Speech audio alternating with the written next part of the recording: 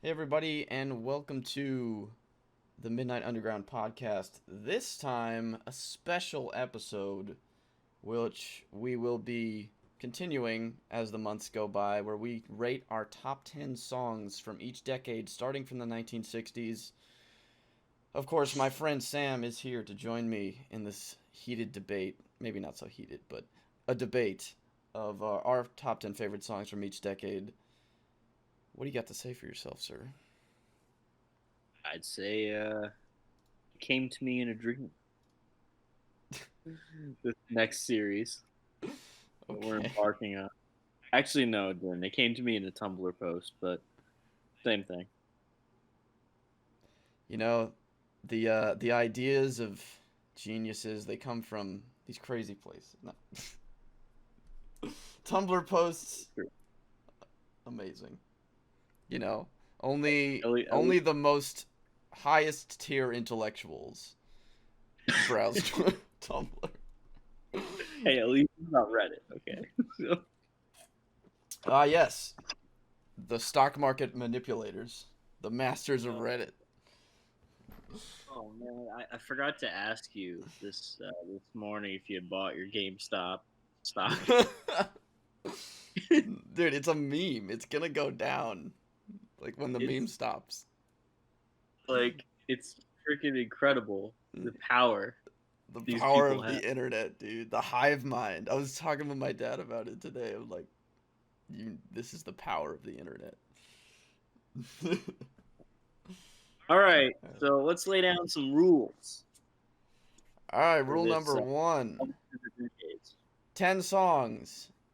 And initially, we had the rule that you can only pick one song per artist, but we concluded that that would compromise the integrity of the list. So we got rid of that rule. Yep. Second rule, Sam. I guess the second rule was we need to pick our favorite lyric for each song. That is one of the rules, but the second rule is that the day before we recorded this, Oh yeah, right. we sent each other our top 10 lists with no particular order. So each of us knows the 10 songs that we picked, but we don't know what order they're in. And the Yeah, reason that we did that is we wanted to make sure that we would listen to all the songs because there may be one or two songs that one of us might not have heard of or listened to. So, yeah, exactly. You know, mix things up a little. exactly. And yeah, and as Sam mentioned, take down the year, take down the album, take down our favorite lyric. Now, my approach to the lyric part was I kept it to like no more than a verse, because of it's like one line isn't really enough for the message to get across, but any more than that, it's kind of like half the song. Yeah, no, I did the same thing. I kept it Yeah, to like 2 to 4 lines, yeah. depending on the song. Most of mine are around 4 lines. I'd agree there. Right. And so this year, I mean, the '60s obviously it spans from '60 to '69. Uh, Man, what a decade! It was. I know we were talking beforehand. We each had over 50 or around 50 songs that we had to narrow down to our 10. I know it's a big decade for me. Same with the '70s, and it is for Jeremy as well, from what I understand. Oh yeah. So it was tough. It was tough for me. Definitely narrowing it down. Let me tell you, it was hard. It took me the whole night to do it, and it went into the next day because I hadn't actually narrowed down the individual placings of the songs yet. I did the same thing actually. I found the 10, and then the placing kind of shifted throughout the past couple days a little bit, not like crazy. Like I had my number 1 and number 2 pretty solid, but the placing after that kind of shifted around a bit. I the actually I didn't have the only solid one I had was number 10. Really? Yeah. Because it was one of those songs that I knew had to be in there because I just love it too much. but I knew the other songs were better. Mhm. um, but yeah, I We would. were also surprised at the overlap. Yeah, tell them about it. Yeah, out of the hundreds and thousands of songs that released in the '60s, we had three songs in common in our list. 3 out of 10. I don't. I highly doubt that that they're in the same place. I mean, it That blew would my be mind amazing if even one of them was in the same place. but just having three, 30% of the songs we chose were the same is pretty incredible. So I mean, I guess that just goes to show music taste draws people together, a certain way, or vice versa. I don't know. Agreed. But let me tell you something. As I was putting this together, and as I was scrolling through Spotify, which is what I used mostly when I was looking at all the songs, and they have the Right? years above each album, let me tell you, the 70s is going to be fucking impossible. Yeah, yep. Like, Like the '60s were tough, but the '70s is the decade. I like mean, it the sick. is. This was hard, but Yeah, like this took a night and like half a day. The 70s is gonna take me like a week. yeah. It's absolutely gonna be bonkers. I mean, there are whole albums from the '70s that just like are in my top, Yeah, like or like something. Pink So Floyd, it was not in either of our lists, but they really didn't hit their peak until the 70s, so that's why. yeah, and same with Zeppelin. Like Zeppelin is in our list, but not like they were just Yeah, getting only their started. first two albums are released in the Yeah, 60s. they had a great start. Don't get me wrong, but they just it, they were just getting going. So, Hmm. yeah, I just, whew, it's gonna be a wild one. Okay, So anyway, so why don't we start getting into this? I'm gonna flip a coin to see who goes first. sounds good. So, what's the call, Samwise? I'll I'll take tails. It is Tails. So, do you want Okay, to go first or second? I will go second. Okay. Gonna be a backdoor man here. All right. So let's start with my number 10. Sam, are you feeling dazed and confused right No way, now? really?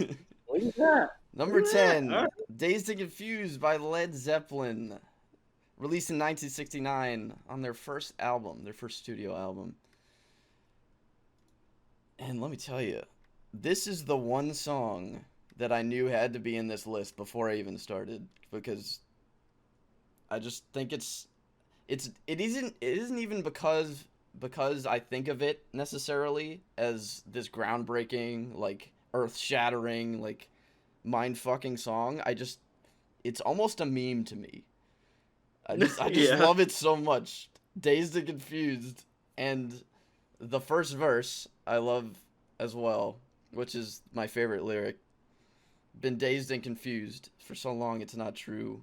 Wanted a woman, never bargained for you. Lots of people talk and few of them know.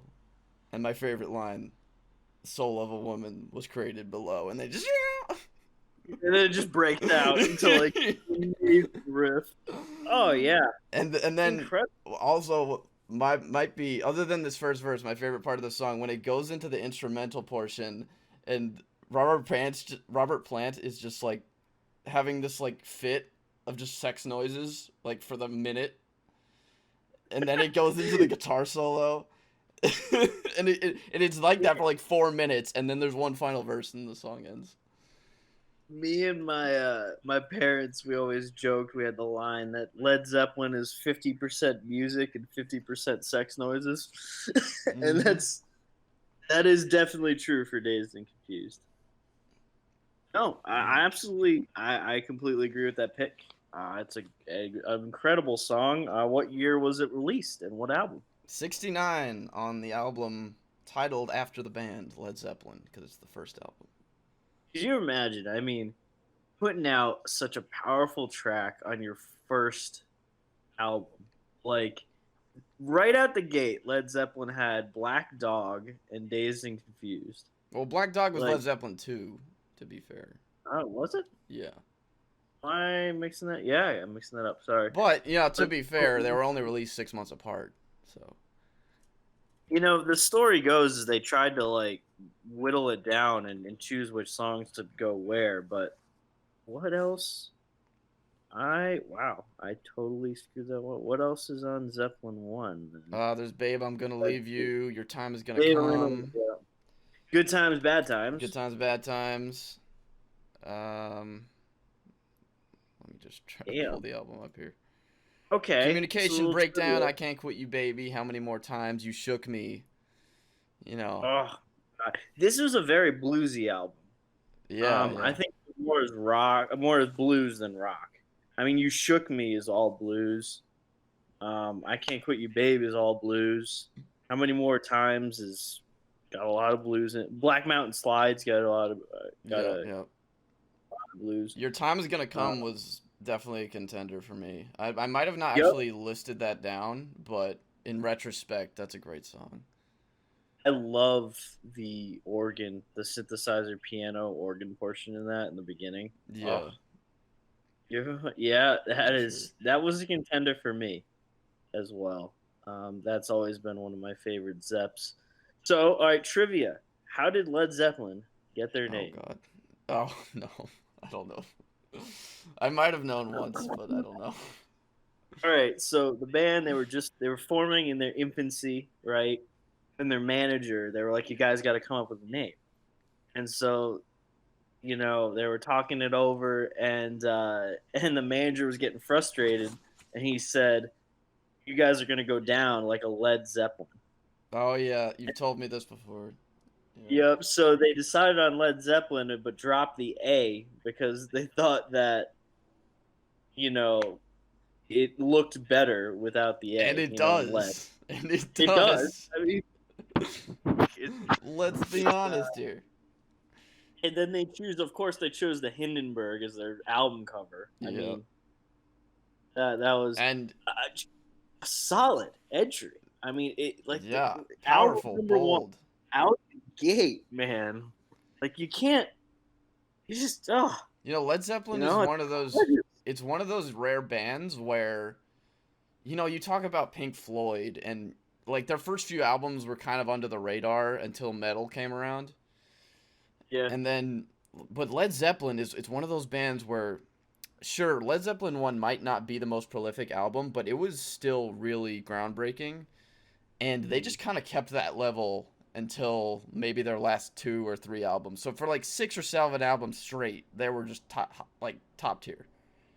I've always said about Led Zeppelin, what I like about their discography is it's very clean, right? It's not bloated with a ton of albums on either end, right? It is just a set number of albums, and every single one of those is good, if not great, right? It's just they came, they rocked, and they got out. Yeah, it was really just a firework of a band. It isn't the perfect analogy I'm about to make, but it's like getting to the Super Bowl 6 times and winning all 6 times versus getting to the Super Bowl 12 times and winning 6 times. I think that's a perfect analogy. And look, it's hard to quantify which is better in some sense, In comparison, another British invasion band, right? The Rolling Stones. Their album list, it's just bloated. They put out a lot of music, but if you really break it down, there's only a handful of albums that reach the level of Zeppelin, right? You know what I'm saying? Whereas Zeppelin was just clean about it. They were just super clean, up until the end. We'll get there in the 70s or the 80s, but, Coda has my favorite Zeppelin song. Hey, what can I do? You took it out of my mouth. Well, let me play devil's advocate here, because that was originally released as a single. So. That's why I will have to talk about which list it'll go on. if it'll go on the 70s or 80s list. I always go I'm for when it was released initially. Okay, so not based on album. But if it's a different version, then that changes things. So let me give you an example. You know the song Cliffs of Dover by Eric Johnson? Excellent song, yeah. So that was originally released in the 80s, but the instrumental version wasn't released until 1990. So those are two different versions. Okay. Yeah. So in that, I'll have to decide, when we get there. But. So if it's the same song, like Hey Hey What Can I Do is, then I think you go for when the single was released. Got it. Yeah. All right. Cool. All right. Well, that's my number 10, Dazed and Confused by Led Zeppelin, released in 1969 on their first album, Led Zeppelin. Sam, let's hear it. Number 10. Number 10. What Is and What Should Never Be by Led Zeppelin. Oh, fuck! When I heard your number 10, I was really blown away that we put Zeppelin in our number 10 spot. That's really funny. Off of Zeppelin 2, released in 69. The thing about Zeppelin in the 60s, and as we touched upon, is the problem with the 60s is they were kind of a late bloomer, right? It came out at the very tail end. So when I was making my choices,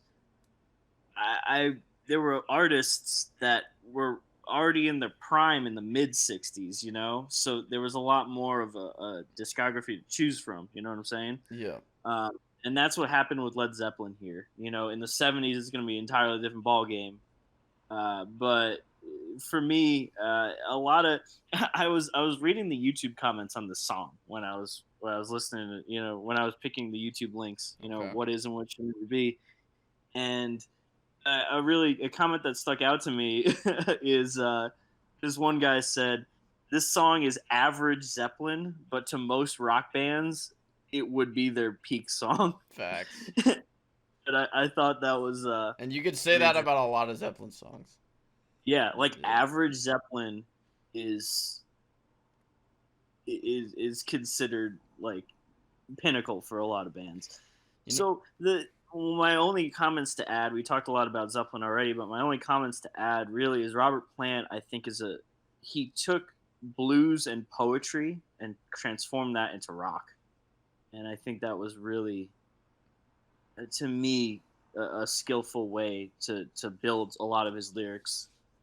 And, we'll learn later on, especially Zeppelin 3 and 4, he really gets deeper into the poetry of the writing. Oof. So we'll get there eventually. But besides that, I really don't have anything else to add. My favorite lyric from the song is, "So if you wake up with the sunrise and all your dreams are still anew, and happiness is what you need so bad, girl, the answer lies with you." Yeah. Yeah, that's nice. You know what? When I think of this song, I think of the movie Silver Linings Playbook when it sings, when that plays, and Bradley Cooper is walking down the hallway.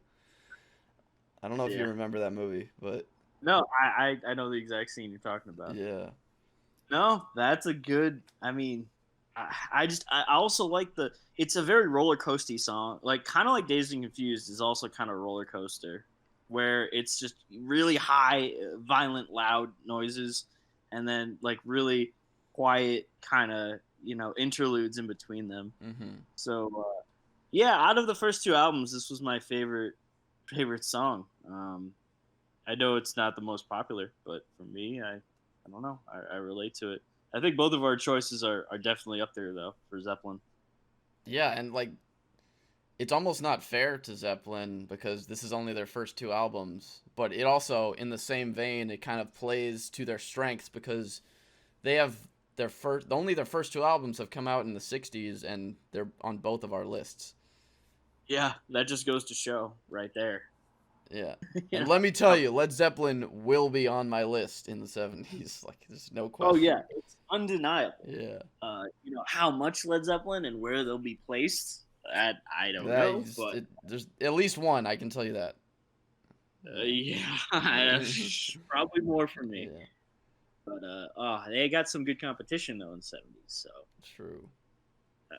all right, so moving on to number 9. You want to just go back and forth? Yeah, I'll yeah, roll we'll, into we'll my go number. back and forth.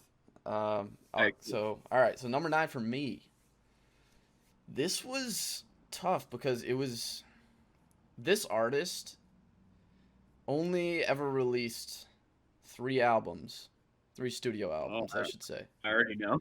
I know. I And think they're I all know. bangers. And they all have amazing songs on them. And they were all contenders here. And I listened to all of them. I listened to all of his songs. And for some reason, I never really knew what my favorite song from this artist was, but I kind of found it when I was researching. Little Wing by Jimi Hendrix. Yeah, I knew it. That's good. Released in 1967 on his second album, Axis Bold as Love. And I actually have this vinyl, and it's in pristine condition, let me tell you.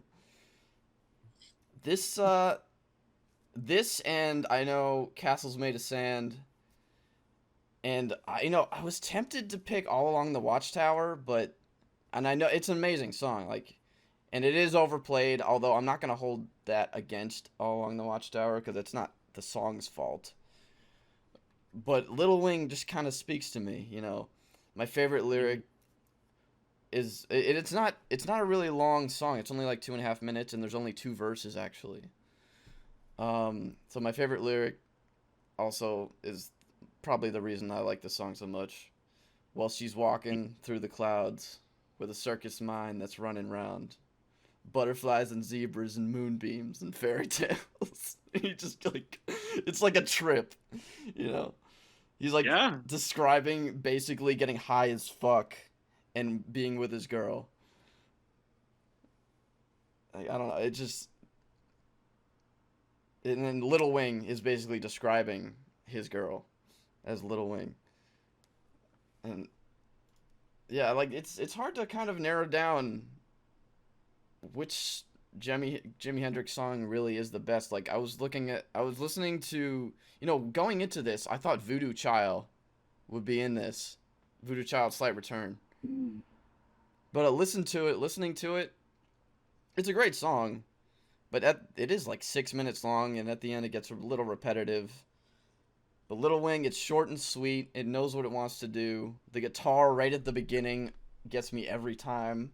And I'm like, and then it just goes straight into I don't know. It's just so good. Now, Little Wing is a very interesting song choice out of you. And I think you can't talk about Little Wing without also talking about Stevie Ray Vaughan and his version. Oh, yeah, and because Stevie Ray Vaughan's version of Voodoo Child. Yeah, they kind of played off each other, the two artists. Jimmy was inspired by him and vice versa. And so the song kind of bopped, I'm sure, in their live performances between the two of them back and forth. Same with Voodoo Child. And, even Wings did, I think Wings did a cover. Yeah, Little Wing's been picked up by a lot, but the great debate has always been, Stevie Ray Vaughan versus Hendrix, and I'll always pick Hendrix. I think, like you said, it's short, it's sweet, it's to the point, and there's no mistakes. It's just clean, and that was Hendrix, though. He was clean, like super, super clean with his guitar work. So I can respect him for that. That is another solid choice out of you. My two, you mentioned All Along the Watchtower. That didn't make my top 2 Hendrix songs, at least, going through. Mine was always between Little Wing and Castles Made of Sand. So same album. There you go. We'll get some Castles Made of Sand on my list, but Little Wing, yeah, I don't really have any much else to add except it's an incredible tune. Yeah, it's Hendrix was, I'd say the Beatles had a lot of contenders, but Hendrix probably was second to that. Beatles just made too many songs. I'm gonna be honest. Well, the 60s was their decade, in my opinion. I think. Yeah, the 60s was the juggernaut of the Beatles releases. We'll get to talking a little more about thoughts on the Beatles once we hit some of your your songs. But All right, so yeah. let me hear it. What's your number 9? All right, number 9 is Nights in White Satin by the Oh Moody yeah. Blues. Okay, just a really beautiful love song. Uh, and my dad got me into the Moody Blues super young, and they're kind of a band that, unless you've heard them, you've heard some of their songs, but not a lot of people can just off the cuff name their some of their repertoire. They're not like a very up in front band. They were super popular in the '60s and early '70s, but for me, it was a part of my childhood. It's a beautiful love song. It's got an interesting story behind it. The writer Justin Hayward was the lead guitarist and also the singer of the song. He was going through a super bad breakup, right? And he was 19 at the time, super emotional teenager, and he was gifted satin sheets by a friend of his. And so that played into him writing the song, and just nights in white satin sheets. So that was this, I guess, the story behind that. I think the Moody Blues, just to talk about the band, not specifically the song, I think they pushed a lot of boundaries when it came to, symphonic kind of music. They always had a big band behind them. Prog rock was super big with them, and of course psychedelic. This song is super, just orchestral. So thoughts on? It was released on Days of Future Past in 1967. You know, when you sent me the list and I saw the song, I honestly initially I didn't recognize it, but then I played it and immediately had nostalgia because my dad played this song all the time. Yeah, Like there you he go. would play this song all the time, but I never knew who it was by because at that time I was a kid, I wasn't very cultured and all that. I didn't really care. But yeah, that brought me back when I listened to the Nights in White Satin. That was that was deep. That's a And just like I said, yeah, no, yeah. a lot of people know their music, but don't make the connection, until Hmm. you do, and then you're like, wow, okay, they're very talented. They're also gonna probably crop up in the '70s a little bit. We'll see, we'll see. My favorite lyric from that one was, "Some try to tell me thoughts they cannot defend. Just what you want to be, you will be in the end." So Hmm. not a very complex lyrically complex song, but just emotional. I think the recording was, I mean, and he talks about. I was watching some interviews with Haywood a while back, and he like the interviewer asked him, do you ever, because that's arguably their most popular song. And he asked, do you ever get sick of playing that? And he says, no, the emotion always comes back. I mean, and you Yeah. can hear it in his voice. So That's he rare for hasn't. artists. Usually their most popular songs or, some of their most popular songs when they play them too much or they're asked to play them too much, they get sick of them. Nah, this guy, it brings him immediately back to when he was 19. He says the emotion comes out. He hasn't Yeah. gotten sick of it. So that's my thoughts Cool. on Nights in White Satin. It almost inspired me, or it has inspired me to want to go out and buy satin sheets to actually feel what they feel like. But they're hundreds of dollars, so Yeah. we'll, You're talking about some serious. Actually, a bit of a sidetrack, but yeah, if you're spending money on something that you're going to use every day, you might as well go big. true. Like if you're spending money on a desk chair that you're going to work on every day, just go big. Mm-hmm. If you're spending money on sheets or a comforter for your bed, just go big. If you're using it every day, it's worth it. Okay? It's like a car or a phone Yeah. or Are we back? Are we back? we back. Are we back? All right. All right, next up, you're number 8. And we're back from the break. 1049 Midnight Underground Radio. Thanks for tuning in. 1049. I don't know. What is 1049? I don't It think I've was ever it listened to was it was my old college radio station. Yeah. True. All right. So my number 8. My number 8. We were just talking about this band, the Beatles. Oh, here we go. And as you were saying with Knights of the White Satin, probably my favorite love song, In My Life by the Beatles. Released on their album Rubber Soul in 1965. It's just, I don't have too much to say about this. It's just, whenever I listen to it, there's just something about it that gets me. It's just really beautiful. What, I don't, what can I say more than that? Like, I don't, in my opinion, Rubber Soul is their best album ever. Really? Not the Yeah. White Album. No, White Album's great. It has some really good songs. It's hard to narrow down with the Beatles sometimes, but let me list off some of the songs in Rubber Soul. And like some of the songs in Rubber Soul, not just In My Life, are some of my favorites. For example, Drive My Car, Norwegian Wood, Nowhere Man, Girl, Nowhere, Man. I'm Looking Through You. Those 6 songs are fucking amazing. I got introduced to Nowhere Man at JUCAM when I was 13 or 14. I went off to Crane Lake. My camp Oh counselor. shit. Not my counselor. He was like I guess he was in charge of our bunk. He'd play some Beatles occasionally, and he played Nowhere Man once, and I'd never heard it up until then. And I was obsessed with that song like all summer. It's so good. Like it was a contender for my list. That Nowhere Man, Norwegian Wood almost made it. I gotta be honest, I love that song. And also, same as I'm Looking Through You. But In My Life, there's something about it.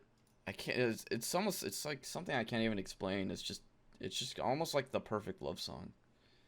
And my favorite lyric, though I know I'll never lose affection for the people and things that went before. I know I'll often stop and think about them. In my life, I love you more. Yeah. All right. The Beatles really dominated most of the 60s. It was their decade. It's kind of undeniable that the British invasion was in full swing, and they hit their stride. They really did. I call them overrated, but you can't deny what they did for music, and you can't deny the popularity that they gained. Like yeah, I could sit here out of my high horse and be like, yeah, they're overrated, but at the end of the day, it's like, no, they were the Beatles. They were the Beatles. The way I see it is that when I think of the 60s or the 70s, that time period, like, for example, my mom, her probably favorite band of all time is the Beatles. Right. My favorite band of all time is not the Beatles, but I recognize how amazing they are at the same time.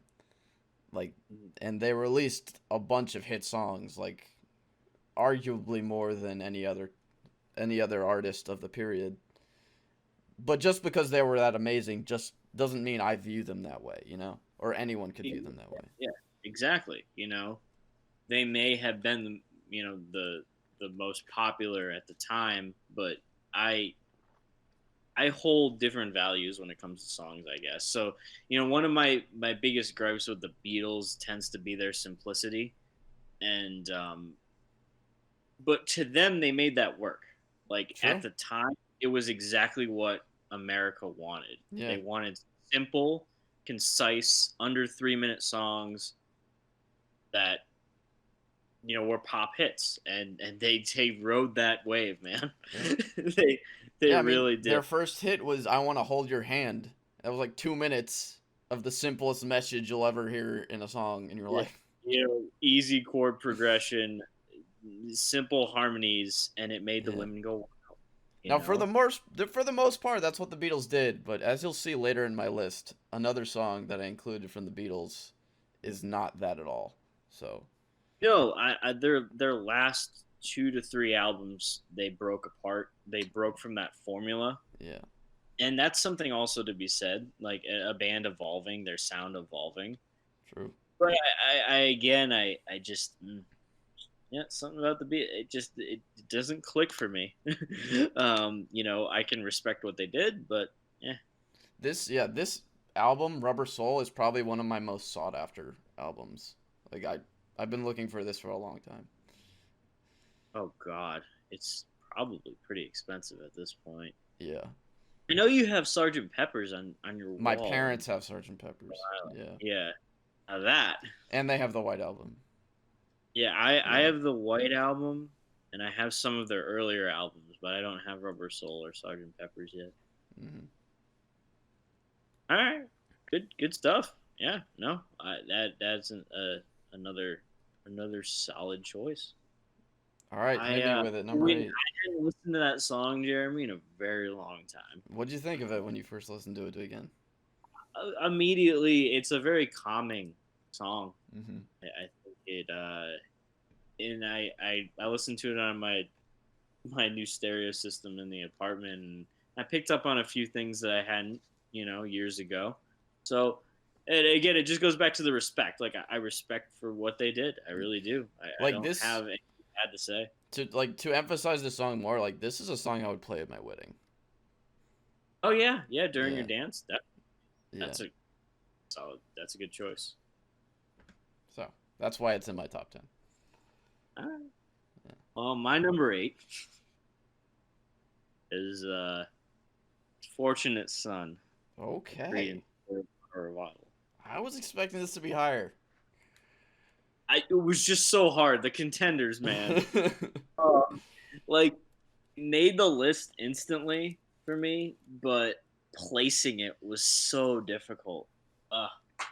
So I know it's a little high on the list, but for me, it had to be.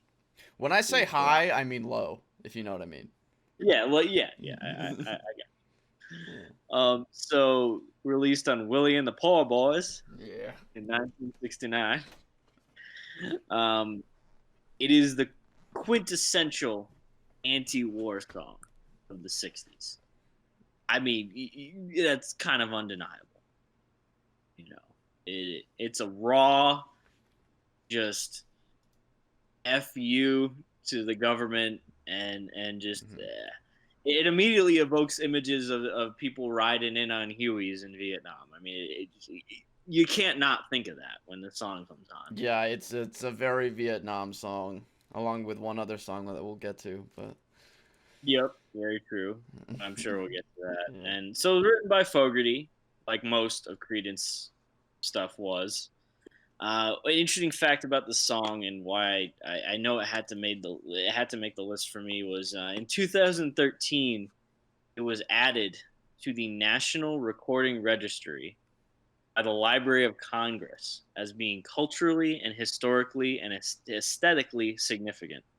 Huh. So if the war gets nuked, the Registry of Recordings will have a recording of Fortunate Son because they believed that it is that. I don't know. I guess that perfect of a song.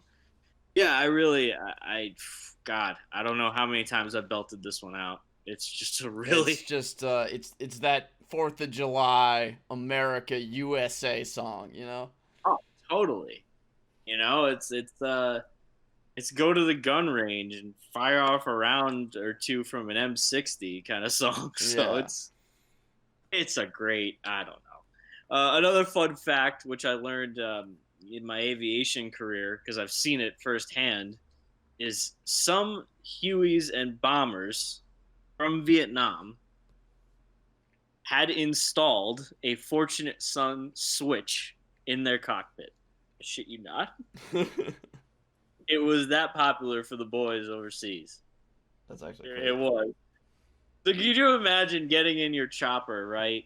And the pilot reaches over under the dash, and there's a little switch that he could just flick on any time, and Fortunate Son just starts playing in the cabin. I mean, that's like talk about foreshadowing. Like, yeah. You could do that for anything now. Like, Yeah. that's crazy. Hard. They had to like, I don't know. It's just hard to do. And they that was one of the songs that they installed. Install Yeah. that phrase installing a song just sounds ridiculous. But to have a Switch made specifically for Fortunate Son. Yeah, that's true. My fave lyric is yeah, some folks inherit star-spangled eyes. They send you down to war. And when you ask them how much should we give, the only answer is more, more, more. Yeah. You know, they came at the kids. They were like, "Hey, you guys got to go out and fight for our country." And and they strapped a gun to a 17-year-old's back and said, "Go out and survive in a jungle for 4 or 5 years." And once they got you, they never stop asking for more. God, it's hell. It was hell. I mean, I don't want to like diminish what our generation is going through, but when you think back at some of the kids and what they had to deal with in the past, it just puts things in perspective, you know. I am a firm believer that as the years have gone on, life always gets easier.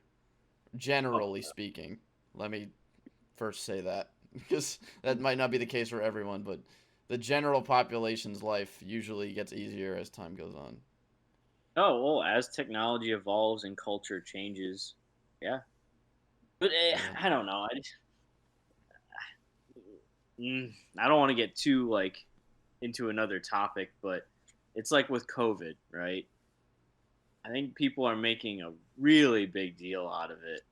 Like, oh, I gotta stay home, and yeah, I gotta be put on lockdown, and this is horrible. And think in 1941 when you got drafted in Yeah, the World War no, II. it's all subject. It's all come like relatively. We're talking relatively speaking here. Yeah, It's not that big of a deal.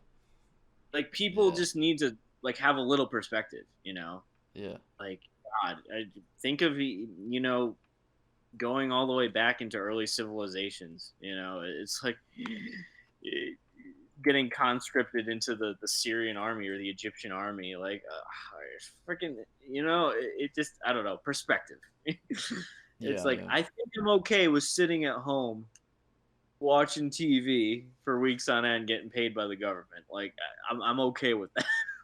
yeah. So, but this was that song. This was a song about not having that choice. You know, you didn't have the money. We're gonna send you out to war. You weren't politically connected. You're sending you out to war. You weren't a son of a general. We're sending you out to war, and that lack of choice was. I mean, it's understandable why that was the most popular anti-Vietnam War song You know, in my funny list. thing is with most songs, like people don't. When you hear that song, you don't hear that message because it's kind of a cheery song. It is. It kind of is in Yeah, a way. It's so, a very it's yeah. it's a it's funny you bring that up. It's a great rock song, but it's also like once you unveil the cover a little bit, you're like, oh damn, this is kind of a deep song. It's the same thing. That's the case with a lot of songs. Um, maybe not so much with my favorite CCR song, which was released in the '60s. Let me just clarify that. Yeah. Which is "Down on the Corner," which almost made my list. Which is definitely a bit more cheerful than "Fortunate Son." Mm-hmm. But yeah, that was. Just thought I'd mention that, but it was really close. It was beat just narrowly by my next song here. I just can't like how many times I've belted out this song. It's a really good song to belt out. It's like, is there a song you recognize more instantly than that? Like when you hear the first second? Oh my god, that guitar riff. That was one of the first guitar riffs I learned. That slide. Oh my god. It's super simple, but super effective. And then one down arrow. Yeah. It's a great riff. Yeah, it's a very recognizable tune. Oh, God. As I've said before, and I'll say it again, you're never too young to have a Vietnam flash. Yep. So, all right, let's move on. Number 7. All right. Here we go. What do On you number got? 7, the song that beat out Down on the Corner is Like a Rolling Stone. Bob Dylan. Woo. Woo. Yeah. That's a little high on the list there. High as in low or low as in. Wait, what do you I mean? like low, like low. You know what I mean? Okay. Well, you'll see. You'll see. I have reason to put the other songs higher, but Okay. I don't like. Again, this is just that song that kind of just puts you in that mood of just kind of like rocking back and forth and just singing the chorus. And this is like I always have this thing with this song where I never know when he's gonna say like a Rolling Stone, and I always say it too early. Yeah. He's like a complete unknown, blah blah blah, and then I say like a Rolling Stone, and then fuck, no, I got it wrong. Oh my Yeah. god. This is a drunk song for me. Like, oh, how many like a whole room of people like singing this song together, cocked out of their mind. Like, oh, Yeah. it's roll. I mean, It's a really it's a song where we're all in a room and you're just belting it, you know? yeah. So Highway 61 Revisited, Yeah, that's the album. 1965. He was young, and I respect him so much. Yeah, this is one of his first really big hits. Yeah, definitely. Mhm. Fun fact about this song, before I let you talk a little bit more, is the long runtime, right, was completely unheard of for radio in Yeah, was it '65. like 6 minutes or something like that? Yeah, it's over 6 minutes, and so radio stations when they began playing this song was again unheard of to play that on the radio to use up that much time. You could normally fit 2 to 3 songs in the amount of time that like a Rolling Stone took up, and when they played that on the radio, that was really unheard of. Mm-hmm. So that's an interesting fact about that. um, from what I've read and what I've listened to, and a lot of the research I've done on the song, Jeremy, it's considered by many to be the greatest song of all time. It really I is. mean, it's up there. Maybe not for me, but It is. It's a contender, definitely. one of the things it makes me like think of like a Rolling Stone, like how people are just going through life and just always making changes and almost like being on this set path where you're just this stone rolling across the ground. And then my favorite lyric Mhm. is "Aw, you never turned around to see the frowns on the jugglers and the clowns when they all did tricks for you. Never understood it ain't no good. You shouldn't let other people get your kicks for you." And that's basically saying how uh, sometimes you go through life and you don't see these people around you who are having a tougher time of it, and you're basically going around like ignorant of the world. I Mhm. thought that was really deep, in my opinion. But I just like that line more than anything. You shouldn't let other people get your kicks for you. Like, go out and do it yourself. So I saw Yeah. Dylan 5 years ago in Boston, and I'm glad I did because he's getting old. It Mhm. was a great concert, and he played this. He played like a Rolling Stone, and he rocked it out. Man, he's just a poet and a lyricist. God, Yeah, he dude, it won the was Grammy so hard to Prize. pick my favorite lyric for this song. It was Yeah, actually that crazy. whole song is, oh man, Every some of verse his, is so deep. blowing in the wind. Don't think twice. It's all right. It's got so many layers and every chorus is kind of different. One thing people don't realize, like the first chorus, "To be without a home, like a complete unknown, like a Rolling Stone." The second chorus, "To be on Mhm. your own, with no direction home, a complete unknown, like a Rolling Stone." Yeah, it's a The third variation. chorus, "To hang on your own, with no direction home, like a complete unknown, like a Rolling Stone. So it keeps evolving as the song goes along. All right, so I gotta hit Yeah. it with you again. What was his inspiration for this song? If you tell me, man.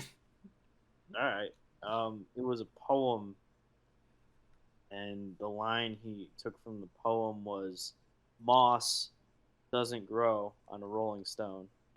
That was his inspiration. Oh, yeah. Whereas moss would be interpreted as you were saying, like if you roll through life too quickly, miss a lot. True. So that was his Or if you main don't roll inspiration. through life fast enough, the moss will grow and then you'll just be stuck. Yeah, it can be taken both ways. Yeah, but I know one, like, before I even heard this song, every time I heard the name, I just thought of the Rolling Stones for obvious reason. And I always Yeah. wondered why he named it that. Because the Mhm. Rolling Stones were a thing in 65. Yep. So I was almost like, is he still in their mojo? But obviously that's not. Not, That's not what happened there. It just turned out that it was a perfect name for the song, and that's also the name of their band. just mad respect for Dylan. He was young. I gotta say it again. I mean, he was putting out incredible music as early as 19, 20, and 21 that was charting. You know, like, He went for a God, like, while. He was like the one man Beatles. yeah, yeah, and the amount of artists that were influenced by him. We talk about Jimi Hendrix already. He took a lot from Dylan. He had so much respect for him. Yeah, Like he he the took a dude lot Jimi of, Hendrix's cover of Like a Rolling Stone is amazing. yeah, like, and that just goes to show, the respect. Whoa, We're your mic kind of went crazy for a sec there. back. Are we okay? Uh, you're a little quiet. Hello, can you hear Okay, me? yeah, you're good now. All right. Well, we can move on from Dylan. All right, let's hear it. You're number 7. Number 7, Castles Made of Sand. Let Oh, me have. there he is again. Oh, there it is again. As we said, it's off of Axis Bold as Love, 1967. Um, yeah, I narrowed it down for two Hendrix songs that were competing to be on that list with Little Wing and Castles Made of Sand. And we just kind And of this went the one, other way on that one, yeah. yeah, we did. We kind of went our other way on that one. For me, a little longer than Little Wing, a little bit more fleshed out, but Yep. tells three solid stories. I think it's And, about twice the length of Little Wing, actually. and he said in many interviews that it's like an autobiography. It talks about his life. Oh, never mind. His, It's like 30 seconds more. well, 30 seconds is a long time in music, Yeah. but uh, it was another one of like I love his guitar work. It's so what's the word? It's just so what is it's very very It's trippy, dude. raw. Like it's super, but technical. That's the word, technical. And that's Yeah. what Hendrix was. He was just technical. You know. Do you know how you achieve that sound? Well, he I is a read lefty. it was well no, that funky noise that happens in the beginning and at other parts in the song. What he did was he played that riff backwards on the guitar, and then he rewound it during the recording of it to achieve that sound. That's funky. Yeah, that's how he got that crazy ass just wow whoosh like noise Yeah, at it's the almost beginning. like a synthesizer noise. It is, yeah, and he got that through. Yeah. My interpretation of the song is pretty simple. Life is fragile. It's just a castle made of sand. You just have to realize that. You could Mm. die any day. So My favorite lyric is, another simple one. And so castles made of sand slips into the sea eventually. Yep. God, it's another really late night song for me. uh, One thing about these songs, they can be played at any time during the day. Like yeah, basically all of them.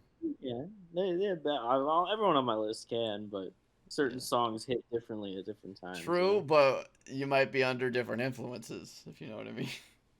Oh my god, get out of here! Full pilot can't be under that. Oh, I can be under one influence. I can be under a few influences, but I Oh, gotta. a few. Yeah. Yeah, Jimmy. Died too young. God, way too young. But let's be honest, he never released a bad album. It's like the famous one of my favorite lyrics by Neil Young. It's better to burn out than to fade away. I think Yep. that applies to a lot of artists. Him and Led Zeppelin, we've touched upon already. They burned out. They certainly didn't fade. Or you can also kind of relate it to this one of my favorite quotes from the movie The Dark Knight. Would you rather die a hero or live long enough to see yourself become the villain? And it's not exactly equating to what Jimi Hendrix did, but in some sense you can see he died without ever releasing anything like subpar. Yeah, I'll never forget the interview with Eric Clapton when he went and saw Jimi Hendrix for the first time, because during that time Clapton was considered to be like the greatest guitarist of all time, and he went and saw Jimi Hendrix, and he just left the theater completely pissed because he realized that Jimmy had topped him. Yep. Yeah. Whoa, your mic is making noises, bro. No, it's making noises. We can leave it on that. We can move on to number 6. Okay, number 6. Number 6.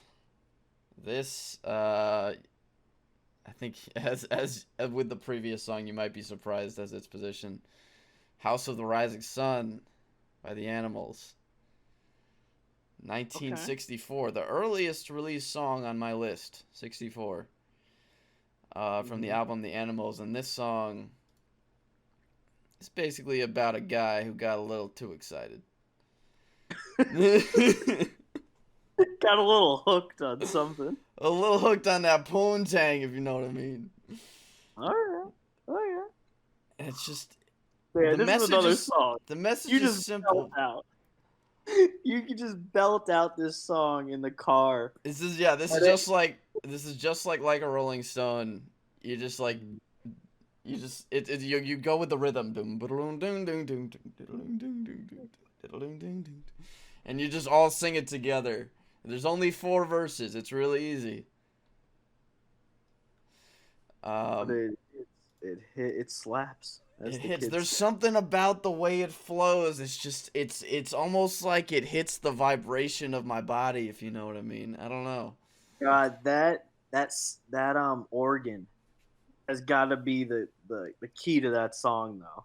Yeah. Oh my God, when he just lets loose about 2/3 of the way through, just pounding on that organ in the back, it's like, oh so good. Just that you feel this, like, you feel the soul in his voice, like every time he hits a line. Eric Burdon, he was in the industry. God, not just the Animals, but yeah, that's a soul song, man. And that's kind of how I feel about old music in a lot. You just feel it in different ways. House of the Rising Sun, they can't pinpoint the origin of that song. Yeah, it's a bit of a mystery. It's a mystery of where it came from. It's just an old folk song that originated pre-1900s, and no one really knows exactly where it came from. But the Animals specifically stole it from Dylan. Dylan released it, and like a year later, they took it and did the cover of Dylan's version. Mm-hmm. And, of course, I'm sure Dylan had a few words to say about that, considering it's the definitive version right now. It is. It's just it hits. You feel it in your bones. Like another song. Like basically almost all these songs from this point on, you kind of feel it like that. My Yeah. favorite lyric, well, I got a foot on the platform, the other foot on the train. I'm going back to New Orleans to wear that ball and chain. It basically says, he can't resist the temptation, so he's going back and he's getting that he's getting that pussy. He's going back. He's just, it's too good. It's too good to resist. Can't resist. Oh man.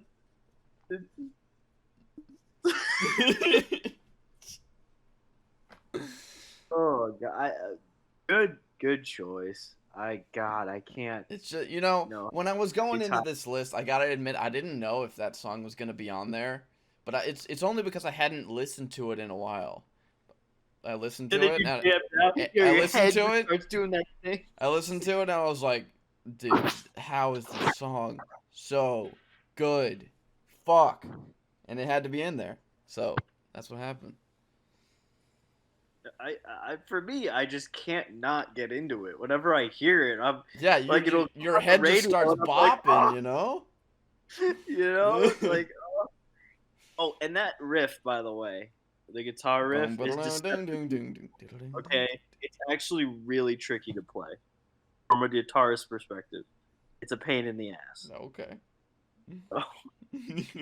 That makes it even more impressive. Yeah. Oh, and also the recording quality, I think, makes this song. It sounds muffled, and that I think plays with his voice too. Like, his very. Oh, he's just like you were saying. His voice has just got this tone to it that. Oh. Yeah, it's like this southern soul. Yeah. Eric Burton. Mm-hmm. Well, number 6 for me.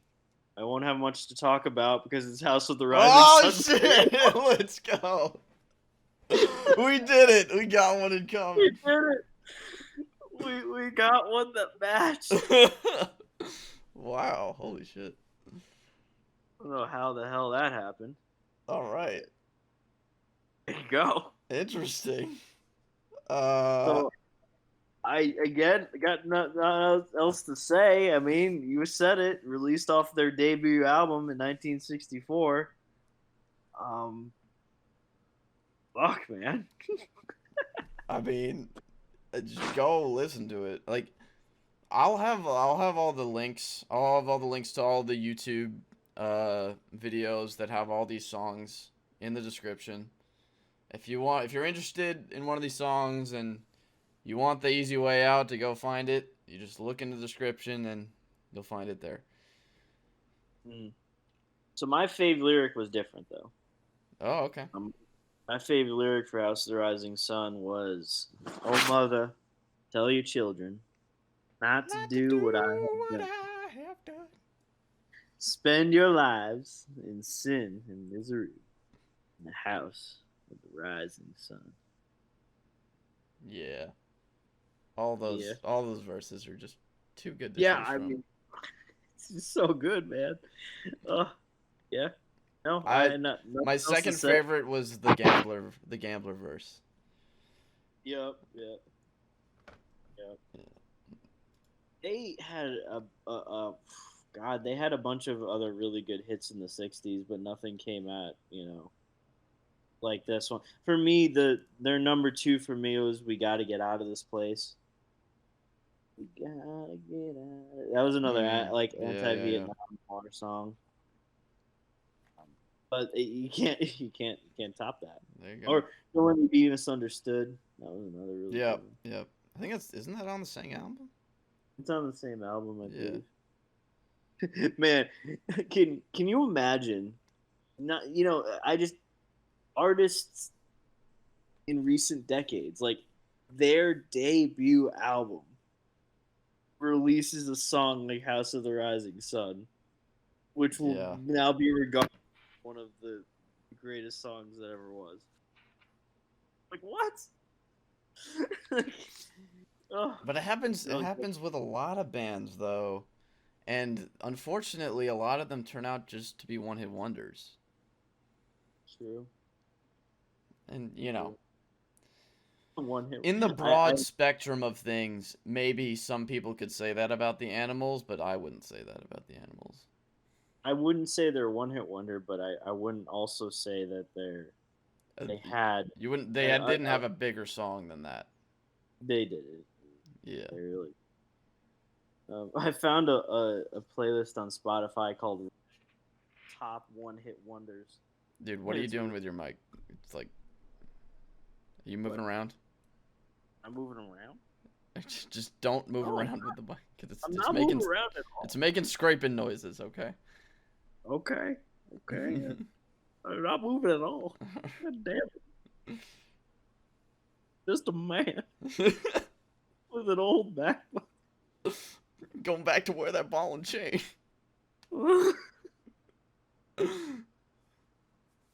Number 5. All right. Pause. I'll edit this out. I need another beer. Don't hate me because I'm beautiful. I'll go get a drink too. Wear that ball. I told you this video is gonna be long. Oh yeah, that's fine. All right, number 5. The first installment from the Stones. You can't always get what you want. I saw her today at the reception. Glass of wine in a hand. All right, let's stop before we get copyrighted. Released in 1969 on the album Let It Bleed, with another song that almost made my list, Gimme Shelter. But yeah, this song, I always think of the beginning of the movie 21. Mm-hmm. And God, I just love the chorus at the beginning of the song, and it just, right at the end of the chorus, it just leads into this slow guitar build into the verse. And it's just, and it says it, it's right in the title of the song.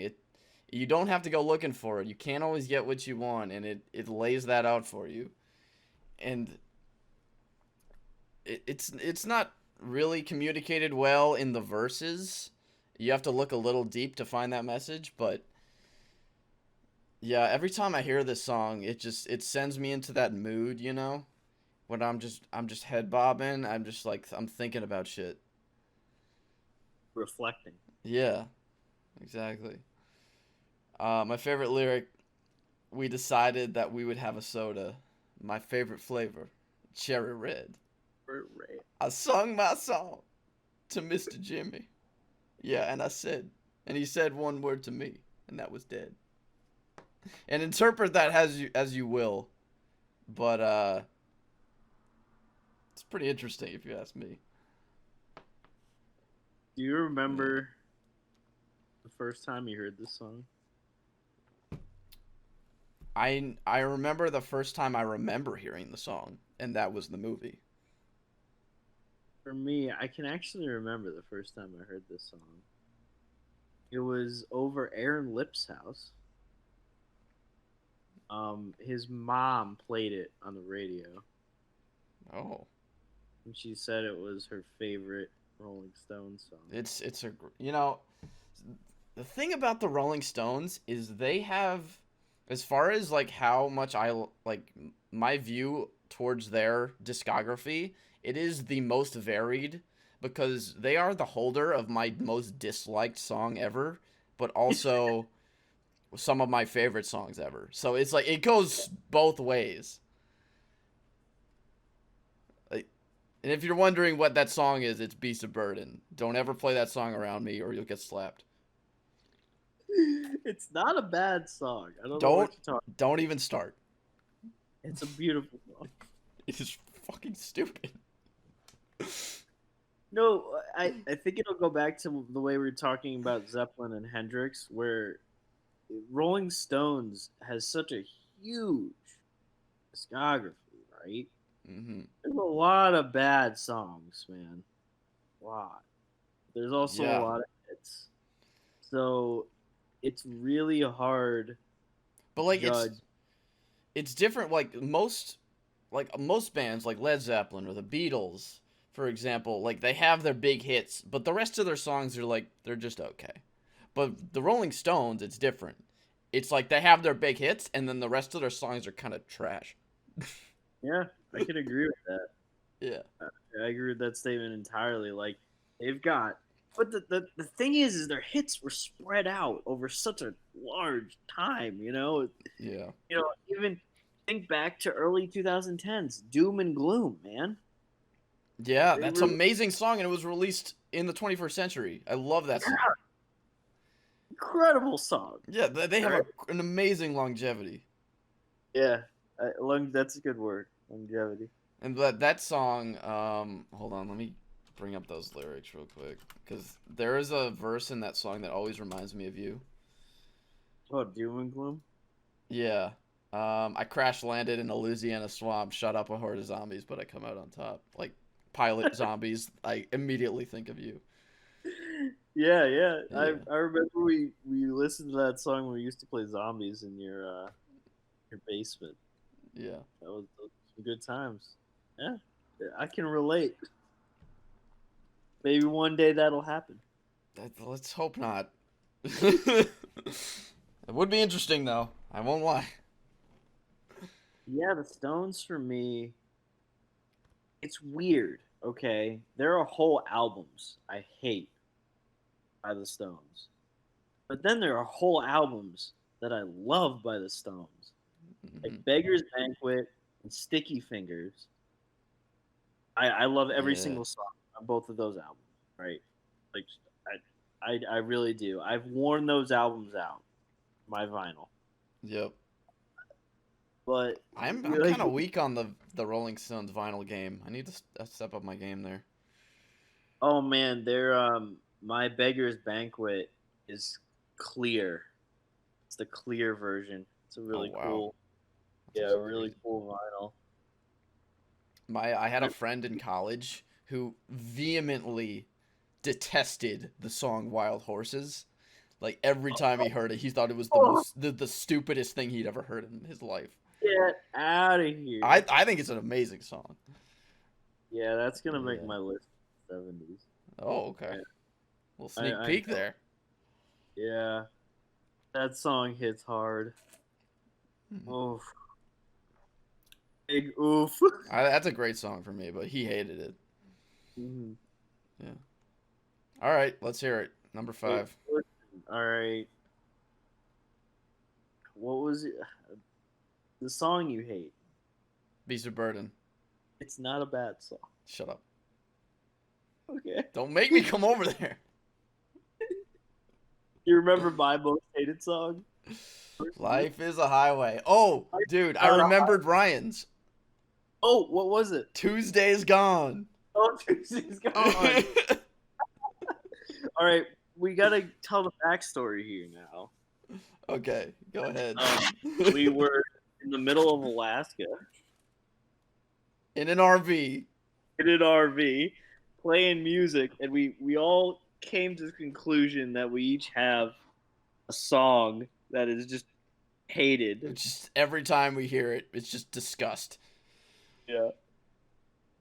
So for Jeremy, it was Beast of Burden. For me, it was Life is a Highway. And for our friend Ryan, it's Tuesday's Gone. Which Tuesday. But how could he hate Tuesdays? God, Tuesday's Gone. So good. Like, I understand Tuesday's gone, and he keeps saying it, but it's okay, because Tuesday's gone. I remember there was a song that I played on the trip, and it was Television. Oh yeah, it was a song by Television, and he was just like jamming out. I remember Ryan was just like, "God, when is this gonna end?" Or he said something like that, and you just looked at him and you're like, "He's just jamming, man." I Let think him do- I think the thing with Ryan is he just doesn't like songs that like keep going. Yeah, I think he likes shorter tunes, which is fine. But I think some long songs are allowed to be long, and Tuesday is Gone is definitely one of those. Yeah. All right, Oh, so well, hold on. Your mic is going crazy. can you hear me now? It's still going crazy. All right, Really? but I'm stop not, moving. You gotta stop moving around. I'm not changing at all. I'm literally sitting in the exact same position. It's fussing, dude. Is it back to normal? For now. For now. Oh, it's back. All right. Well, I'll hold on. I'll disconnect from the call and I'll reconnect. Okay. Maybe that'll help. I don't. Okay. Yeah. Do you have your laptop on your lap? No, it's. Well, yeah, it's on my lap, kind of at an angle. Well, just put it on the couch so like it doesn't move. It's not moving at all. You might think it's not moving, but it probably is. Oh my god! All right, I'll try my best. All right, go You're gonna have ahead. a lot of editing to do. I mean, it's okay. It's not that crazy. I just gotta find Alright. the point where. All right. Anyway, number five. Number 5 by your boy is "Darkness, Darkness" by the Youngbloods. This You was one had of heard, huh? you hadn't heard the song previously. No, I hadn't. Um, I would. I like it. I wouldn't say it gets anywhere near my top 10 though. I didn't even know anything about the Youngbloods, and it's a Mhm. good song. But compared to some of the other songs you have on your list, I don't really see it. For me, it's more I appreciate the artistry behind it and the lyrics too. It hits me in those two aspects. You know, like the fiddle being played in the beginning, it kind of starts as a folk song, and then it comes in with this heavy guitar riff, right? And I think similar to Eric Burden and the Animals, voice just it gets me. I don't know. It's just a heavy southern like emotion filled voice. Mm-hmm. And the song was in another Vietnam War song. The lead singer, his name is Jesse Colin Young. He lost a friend in Vietnam and immediately wrote this song in a kind of a depressive sort of haze. Sure. And I chose it's just a really deep, dark song that I found semi recently actually. I'd say maybe in the past. God, I think I was right out of college when I heard this song. It was a Okay. Spotify recommended song, and I've been playing it ever since. Um, it came off their third album. Third album? Yeah, third album in 1969 called Elephant Mountain. And like we were kind of discussing before the recording, they're not a very well known band. They had their biggest hit was Get Together, and this was people like you were saying you never heard of it, and Yeah. it certainly isn't a very popular song. But for me, it struck a chord. No pun intended. So Oh, my come on. favorite lyric You from intended it, it was completely. My favorite lyric is "Darkness, darkness, be my blanket, cover me with endless night, take away the pain of knowing, fill the emptiness of right now." So Shit. That's pretty straight and to the point. straight into the point, it really is. He just it's a depressing song, but it's also rocking as hell. I don't know. It just gets going at the end, and I like I'm going to use this word later on a lot too, but it feels raw to me. It's just very Yeah. emotion, like I got you. it's emotion heavy. It's just the flowing through the guitar work and flowing through the lyrics and flowing through the singing. It just, something about it. It just hit me. Hmm. It just hit me. Um, they really weren't a critically acclaimed band though. Had their 5 albums. They, they weren't popular, but but a lot of the magazines at the time loved them. And the radio stations loved them. So not a very well known band. What was your first initial impressions of the song? since you never heard it before? It kind of reminded me of almost like the voice was different, but almost like a Bob Dylan song where he was just kind of rambling on, Mm-hmm. and it kind of just got crazy at the end. But it didn't really something about his voice didn't really hit me as hard as Bob Dylan does. Mm-hmm. It's a no, Okay. like it's a good song. It's a good song, but it's not like top 10 for me. All Like right. I would buy that album, like for sure. Like not even a question. But like it wouldn't come near this list. Well, I'd say this is our first real big divergence. Mm, Yeah, true. Yeah. this is a pretty big divergence, and we've broken the top five, which is even more interesting. Yeah, we're getting into pretty heavy hitter territory now, top 4. Yeah, heavy hitters. Yeah. All right, well, let's move on. What do you got for number four, buddy? Okay. Uh this song is another song that I first heard in a movie. Oh, And God, it is like it doesn't pull its punches. It comes right at you and it tells you what it's saying. It's Bob Dylan, The Times They Are Changing, I know what movie. 1964. On the album The Times They Are Changing. I first heard it in the movie Watchmen. I knew it. I knew it was The Watchmen. And like that's one of my probably in my top 10 movies of all time, I got to be honest. Incredible movie. And it just like it Sets just the lays it tone. out for you. It's like time it basically explains the passage of time, and it basically says if you don't like it then get the fuck out.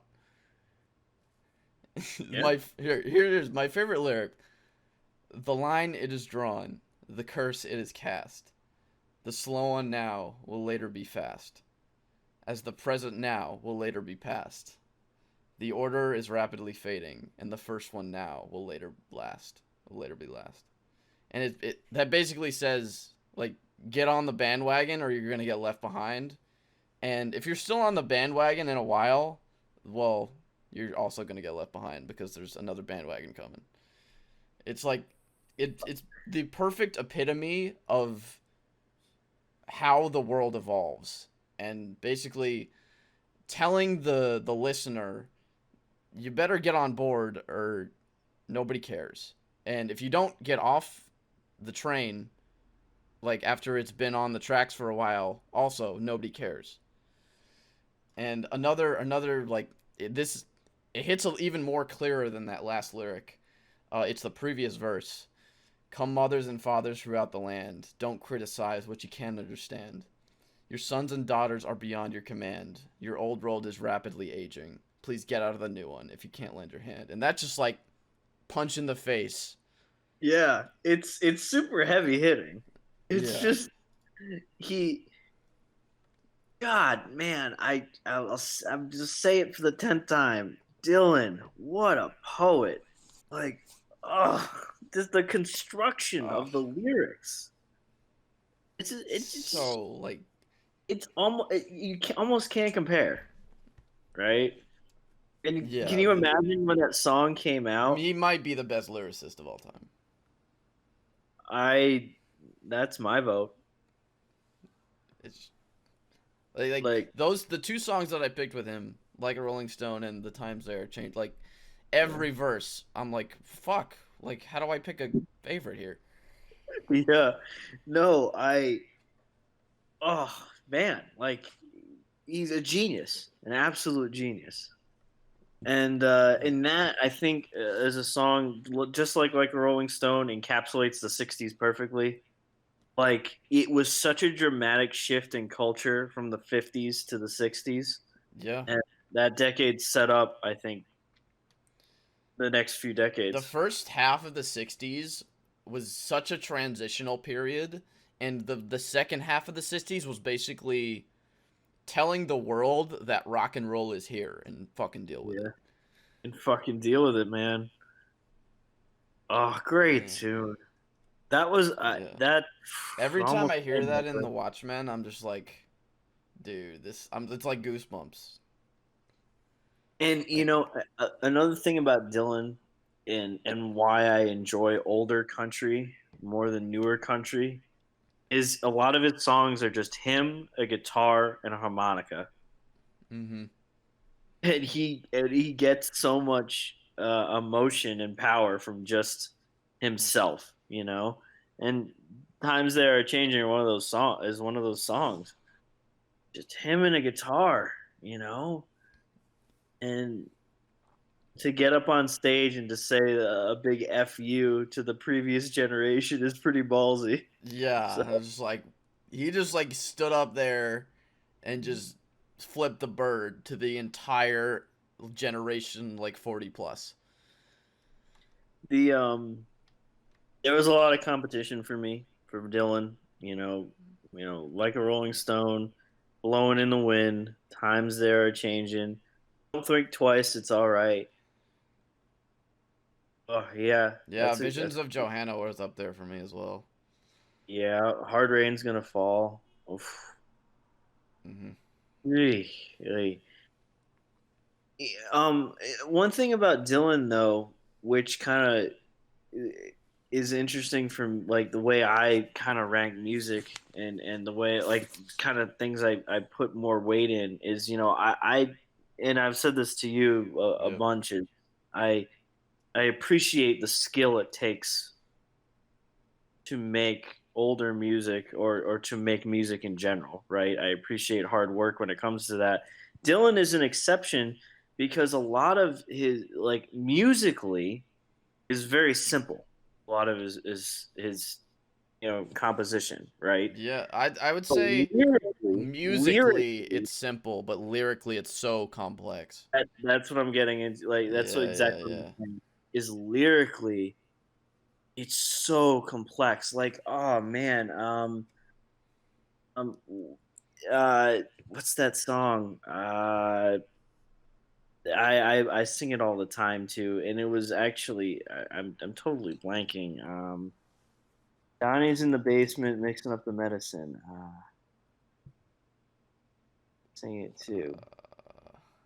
Um, is another one of my favorite songs by him. Oh, Subterranean Homesick Blues. Oh, okay. I That made my vaguely list remember as that. well. Yeah, Huh? I vaguely remember that song.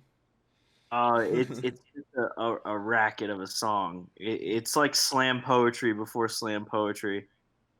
Mm. You'll hear it. You'll know it when you hear it. Yeah, yeah. Um, yeah, Dylan, one of the greats, if not the greatest lyricist. I put Robert Plant up there for Yeah, lyricist. for sure. His songs were I would very. put if we're talking about vocalist, I would put Robert Plant higher. Oh yeah. Yeah. One thing about Dylan is he proved that you could have a really shitty voice and still be an incredible Yeah, artist. like people don't mention a lot. Bob Dylan's voice is pretty it's like kind of whiny, you know? Oh yeah, he has a very unique and kind of abrasive voice, Yeah. but he made it work. He Yeah. totally made it work. That folk rock, it, I think it wouldn't have worked any other decade. You know, it's kind of like the Beatles. The Hmm. the Beatles and Dylan hit it like so perfectly in the mid '60s. Yeah, I they don't know kind if of it was luck or catapulted the skill. whole rock genre. Yeah, I don't know if it was luck or skill, but probably a mix of both. But man, did they hit it at the right time. So All right, give me good number one. 4. Number 4, Sympathy for the Devil. Mm. Okay, interesting. Interesting. I only say that because I haven't put that. I haven't mentioned that one yet, and that one is Yeah, on my that list. that that, that was one of our overlaps, Yeah. and you haven't mentioned it yet. So we talked a lot about the Rolling Stones already. I've talked about Beggar's Banquet. It was released in '68. You know, it was their 10th album. But yeah, the Rolling They had Stones already definitely had a slow start. they had already put out 10 albums by '68. I really hadn't really realized that to begin with. Like they were really sputtering to begin with. Like really, when they were only exposed to the UK market. It's Yeah. only really when they got to the US and they really exploded. hmm I love the imagery this song evokes of them lighting their guitars on fire and drawing, satanic pentagrams on stage just to piss off the conservative crowd. Yeah. Um, oh, I I'll never forget. I mean, there were some just some nights of like me and the boys in the car just belting this song out, and the woot woots at the end. It's like I don't know, a lot of songs like that, where it's such a recognizable and fun song to sing. This one Yeah. had a very a darker meaning though. That once you really Yeah, take a look but at that the you lyrics, don't really realize by the tone of the song. no, it's like you were saying about some others. It's a very upbeat, happy-go-lucky song. Yeah. Just the drum at the beginning. Boop. Yeah, and then you really take a look at the lyrics, and you're like, damn, okay, he knows what he's saying. Mm-hmm. He knows exactly the point he's getting across. This is one of their best songs. Yes, This is peak Rolling Stones. Let's be keep honest. Rolling Stones, 100%. I'll get behind that. Mm-hmm. Peak Rolling Stones. I think peak Rolling Stones is Wild Horses, Give Me Shelter, Sympathy for the Devil, Street Fighting Man. Speaking, There are speaking of Street, others we'll mention probably there in are the others. '70s We'll, cast, we'll get but there. yeah, But that album, I played that. I played that to death, Jeremy. That vinyl. Every yeah, song in that it's album a is great one. so good. You've got No Expectations, a slow song. You got Street Fighting Man, a rockin' tune, Jigsaw Puzzle, which almost made my list. Stray Cat Blues, which is very controversial. Oh, Yeah, I always thought that song was pretty controversial, but no, I have nothing but good words to say about Sympathy for the Devil, and I'm very curious to see where it ranks on your list. If it made 4 for me, I don't know. My fave lyric from the tune is, "So if you meet me, have some courtesy, have some sympathy, and have some have some taste. taste. Use all your well-learned politeness, or I'll lay your soul to waste." Yep. A contender for the best lyric for that song too was "If every cop is a criminal and all the sinners saints, Yep. heads is tails, just call me Lucifer." I lay your soul to waste. Yeah, like Yeah. it was so hard to pick a favorite lyric. It did. Every Yeah. That is might have been the hardest song to pick a favorite lyric. I like gotta be honest. also another thing I appreciate, appreciate about this song is it has a very slow and precise guitar solo in Yep. it. A lot of people think a guitar solo has to be this like flashy, crazy, fast, like intricate thing, but I think the use of silence in in the guitar solo and "Sympathy for the Devil" is like perfect. It's just the right pace for the song, Mm-hmm. and the little drums in the background, it sets the tone very It's just well. the perfect start as well. Mm-hmm. It sets the tone right at the outset.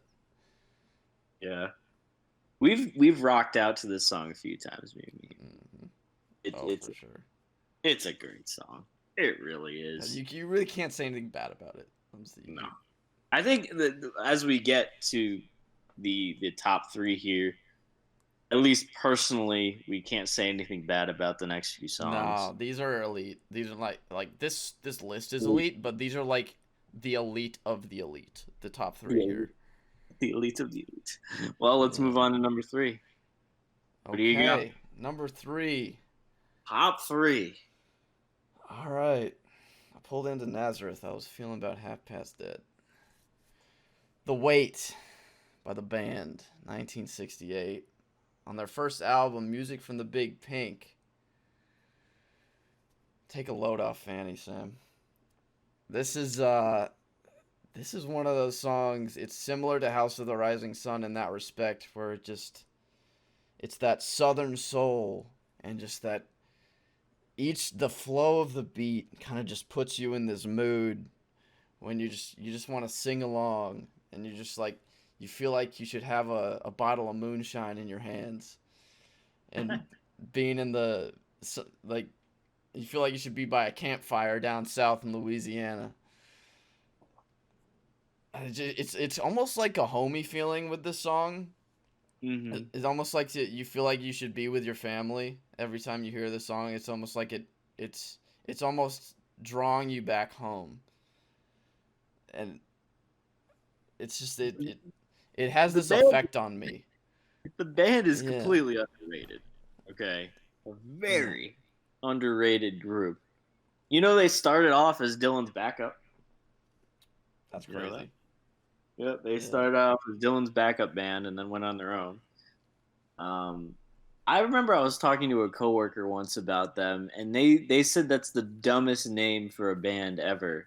I'm like, at the time I would agree, but in retrospect, not so much.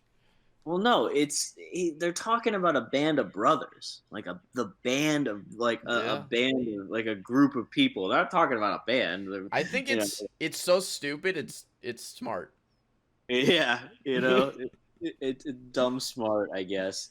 nobody Yeah, else was doing that, so why that not? that's their number one, but I think a close second to that is the night they drove Old Dixie Yeah, and up on Cripple Creek. up on Cripple Creek, and another underrated one is When I Paint My Masterpiece. Yep. So underrated, very So underrated. like, oh god, as there's also a remix to this song which is so fucking good. It's just as this song goes along, it's like it almost like it has this. It almost makes me high. I gotta be honest. Yeah, Like it's like a drug. This song, like it's a good feeling song. it, It really is. yeah, but it's not. You know That's not where to what it's put it. about though. Like, Yeah, oh no, not at all. yeah, But like, I think it does invoke that emotion. It's a perfect campfire song. It really yeah. It does. really is such a good. As I mentioned, like you feel like you should be sitting by the campfire with your fam, just listening to this song. My So what is favorite the lyric? my favorite lyric is "Go down, Miss Moses. There's nothing that you can say. It's just old Luke, and Luke's waiting on the judgment day. Well, Luke, my friend, what about young Anna Lee? He said, do me a favor, son. Won't you stay and keep Anna Lee company? I mean, there isn't a bad verse in this song, and it's like I was looking on the Genius site for where all the lyrics come from and their inspiration, and basically each lyric has like two or three possible meanings, so nobody really fucking knows what it means. Nobody fucking know. But Levin Helm is who is a member of the band, one of the vocalists. Basically, that reference there. Well, Luke, my friend, what about young Anna Lee? Anna Lee was a longtime friend of Levin Helm. Mm-hmm. If you didn't already know, and Oh, I didn't know this about the song. yeah, and it's basically about him encountering this guy, Miss Moses, who, according to Genius lyrics, in the spiritual "Go down, Moses," God commands Moses to tell the Pharaoh, "Let my people go," and it's almost like alluding to that. Um, yeah, and he basically Really? meets this guy, and he tells Luke to keep this girl company for me. Um, Hmm. yeah, just Interesting. You know, not a very yeah, musically complex song. Not a very. This is pure soul. It's just Like pure soul. this is the you say it about the Rising Sun, but this song is pure soul, and it's pure southern. It's pure southern soul, and you feel it in your bones. You feel it in your soul, as they say. But yeah, I just like I don't. It's just, You I know, love this song. I think that's severely lacking in the later decades, and I will get there.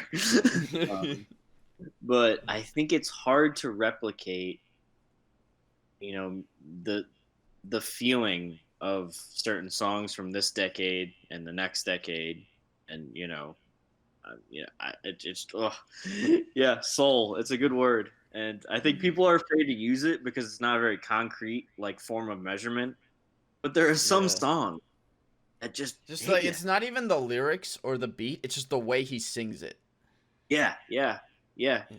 That's it. That's what I'm Like if you saying. say it's not old Luke and Luke's waiting on the judgment day. No, it's say it's not old it's just old Luke and Luke's waiting on the judgment Yeah. day. Like he puts everything into that, you know?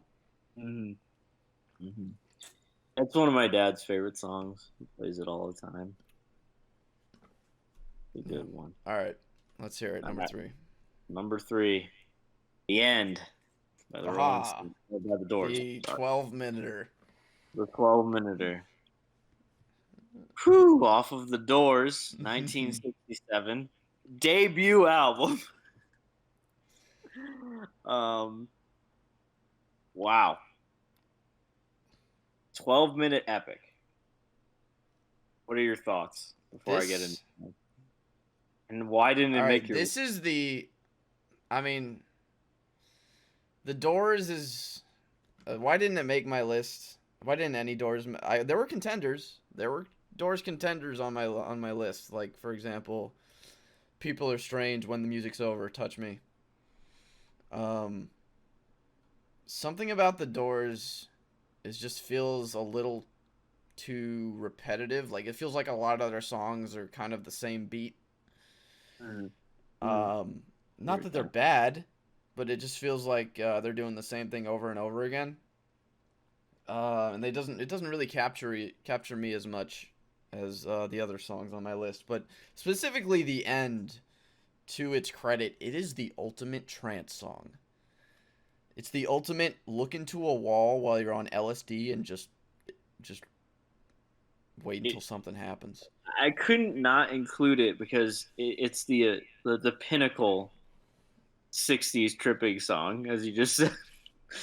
Yeah. But as I was like really narrowing down, you know, this list, I got to the end and I realized it's gonna definitely make it, into the top 5, potentially even lower. And again, it was really tough to place it because I flip flopped a lot with the end. I'd say more than any other song, it moved on Sure. my list a lot because every time I thought about it, I changed my perspective on it, and I guess that's kind of what the end wants you to do. There's so many interpretations to this song. Um, some facts which really solidified its position for me was it was recorded in the dark, Jeremy, Mm. except for one candle, which was next to Jim Morrison. Okay. Um, and then it was also recorded in 2 takes, both in one shot. So they did the Wait. first Explain. 12 minutes in one shot, didn't like it, recorded it again, and then chose that one. There was no overdubbing. There was no changes Oh, made okay. post edit. It was one shot. Which God, man, how do you do that? It Well, just they didn't have the editing capabilities they do now. yeah, It it was was just very one shot or primitive. nothing. And if that shot didn't work, well, we gotta record a whole nother one shot. Yeah, but like some of the songs on our list, it took them 20, 30 tries to get it right, and to do a 12-minute song in It 2 was takes. ballsy. It was ballsy. Another thing about this song is the way it was composed and the way it was written. I think it changed the way I looked at the song. Right? Was it so at the time, Morrison and the Doors were performing at a bar, right, called the Whiskey A Go Go. Okay, and a lot of the times Morrison would show up to these performances completely cocked on acid, right? Sure. And so the last song of all of his sets was this unnamed amalgamation of lyrics and poetry and the band kind of going off on whatever they did. And that eventually evolved into the end. This like Okay. ending set song that really had no structure in the very beginning. And I guess they had got a cult, like kind of a cult following, performing at the Whiskey A Go Go before they released their first album. And the last time they performed the end was the first time he used the like the "fuck your mother" part in the song, and where he just like goes off on this like tirade of just "fuck" over and over again, just him screaming in the mic. And then he got fired Oh, the there you night go. he did that. But at that point, they were already ready to make their first album. But I just thought it was a funny story. Him going up on stage and like really getting into this like wild rant on how he hates his family and Jesus. yeah, it was pretty intense. Another thing about the song was supposedly it was the last song he listened to before he died. Oh. Just Wow. another kind of really depressing fact about the song. When they found him on the record player, it was that album, and it had ended, you know, on the end. So, to get dark fact, but it has to Yeah. be. I mean, the name of the song holds true in more ways than one. Mhm. It was also the last song they played together as the Doors Jesus before he died. Christ. Yeah, yeah, yeah. It's fucking horrible, right? It is the So end. Fuck. it is the end. It gained a huge popularity boost when they used it in the movie Apocalypse Now. I think that should also be I said, need I which need to you see haven't that. seen yet, but you need to see Yeah. because it is a wild Vietnam movie and one of my top movies. So the end for me, I can never skip it, and I can never not listen to it in its entirety. It's a Well, let's trip. be honest. None of these top 10 songs are skippable. Yeah. Okay. True. Very true. But this one, if there were to be a song someone would skip, it's because it's 12 minutes long, right? You know, it's like, Sure. oh, but I Or can't. 26 minutes long. I mean, very true. Uh, there's so many interpretations. I can't even really go into how many times people have tried to interpret what he was going for with this song. The contender from the Doors for me um, would be God. Mm, now I think back, I had a list, right? And it's like, you go back and it has to be the Soft Parade. Have you ever heard that one? Yeah. Yeah, it's Yeah. it's kind of along the same vein as the end. It's just a complete shit show of a song that they've kind of laid out in a very long, drawn out way. You know my favorite Doors song? What is your favorite Doors? People Are Strange. I think that's one of their simpler songs. I love it. It's so funny to me. And I have the vinyl.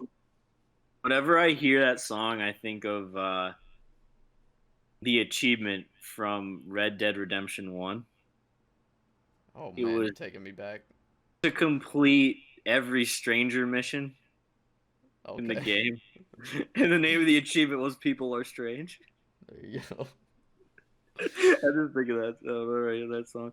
I remember back in high school, me and Ryan and Aaron would sometimes hang out and play Rock Band, and we'd play Break On Through to the Other side all Yeah. the time.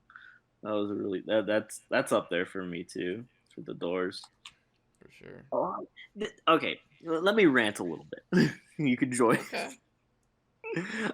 The Doors are really tricky for me, right? Same. Because they're kind of like Nirvana in the sense that they're a group of people in high school that'll wear Doors shirts and only do it because they're these like really intense potheads and think Jim Morrison is a god. and and I think the same applies for Nirvana. Is there's like these group of people out there that like put Nirvana on a pedestal because the lead singer died, and the same thing goes for the Doors, and that put a really bad taste in my mouth early on. Was these kind of I don't want to call them posers because I don't want to like put myself on like this crazy high horse or anything, but that really did shape the way I looked at the Doors. You know. I mean, I understand your point with the Nirvana thing. Like, I'm gonna be honest, they aren't as good as people remember them being. Not at all. Um, no, I'm not trying to disrespect them. They're amazing, but let's be honest, the Doors. If you compare the Doors with Nirvana, the Doors take it easy. Mhm. Um, but I feel like your argument is also not just restricted between those two bands. Like you can also No, say the same thing about Pink Floyd with the Prism. I know you hate the Prism. I fucking hate the Prism. And you can say the same thing about Led Zeppelin, but there isn't really a one thing that stands out as much with Led Zeppelin. It's kind of just people just wear Led Zeppelin shirts. Yeah, it's so ugh. I Yeah. don't know. It's this culture that of just I don't know. I just remember so vividly this group of kids in high school. And they'd always wear Doors shirts and like these grungy band shirts. And whenever you'd actually talk to them about the music, they really couldn't have an intelligent conversation about it, you know? And Yeah. that kind of like I don't know, That like ruined. that goes back to when someone wears a sports jersey when they don't know anything about the team. Like Yeah, kind of same irks con. me a bit. It Like it's irks. okay if you know like if you can name two or three players, I'll let you off the hook. But Mm-hmm. like at least give me that. Like at least. Very little love. Yeah. But if you can't name a single player on that team and you're wearing their jersey, like what the fuck are you doing? Yeah. Yeah. Like Well, I'm not as stingy as I used to be on that point, but like at least give me two players. just give me anything, man. Just give me a nugget. Give me a morsel. Yeah. Oh man. Oh, that was a little bit of a tangent, but That's all right. All right, before we do the top two, I gotta take another piss. god damn it. All right, go take a piss myself. I gotta find my phone too. Where the hell that? Okay. We here? Yeah, pretty depressing song in the end, but my god, is it good. Yep. Hmm.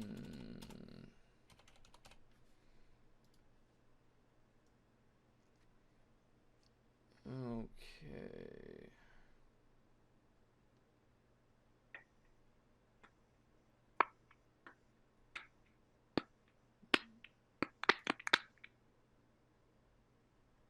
You ready, you fuck? Hold on one sec. This is when you tell me it hasn't been recording at all this entire time. No, no, we're good.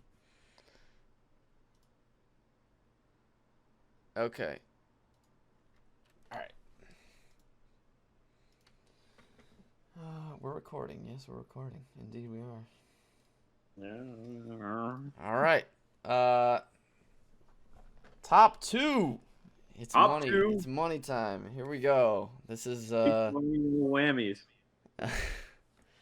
All right. This song, my number two song. Actually, the first time I heard it, was a different version. It wasn't the original.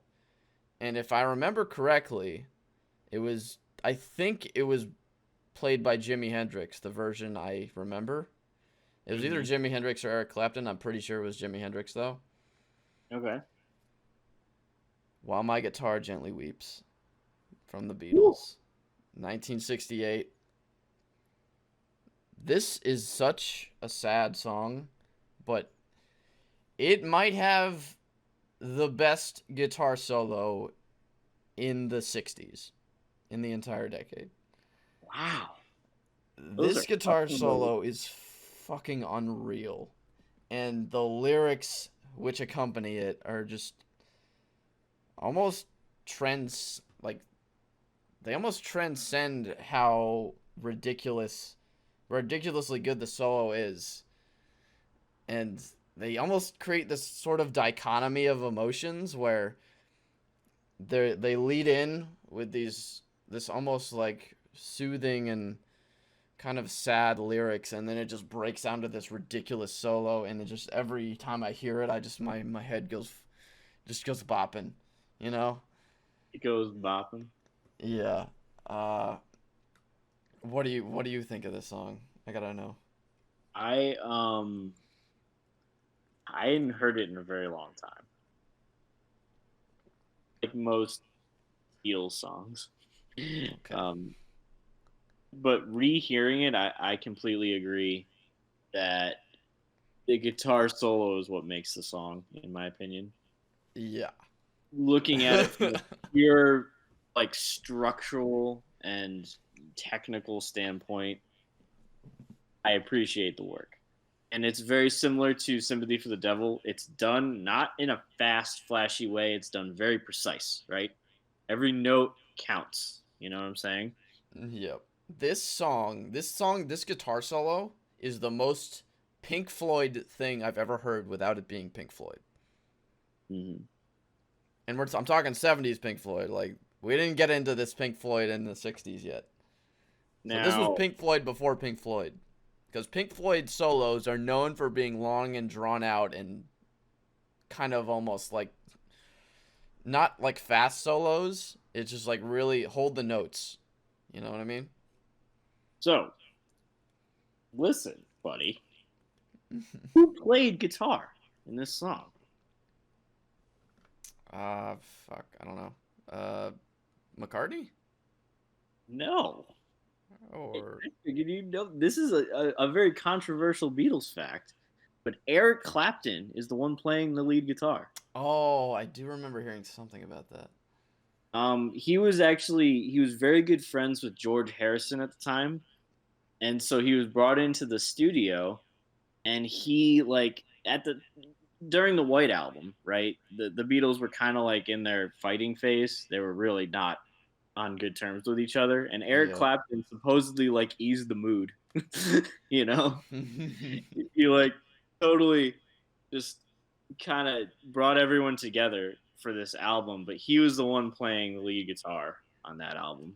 I saw that when I was researching this song, but I forgot to mention it. I swear to God, I swear to God, I'm not lying. So that just goes to show, you know, that just goes to show that you know how incredible Eric Clapton is as a guitarist. But the composition is obviously all Beatles. So yeah, but you're like, what do you think of my Pink Floyd point though? I agree. It's very Pink Floyd-esque. Yeah. But whereas Pink Floyd is psychedelic rock, I think the Beatles has more folk leanings. Yep. It's a bit more, as we mentioned with some of the other songs, a bit more soul than psychedelic. Right. Right. Soul. Yeah, but like the guitar, like the lyrics create a good base, but the guitar in this song just elevates it to another fucking level. All right, my favorite lyric. Yeah, let's hear it. I look at the world, and I notice it's turning, while my guitar gently weeps. With every mistake, we must surely be learning. Still, my guitar gently weeps.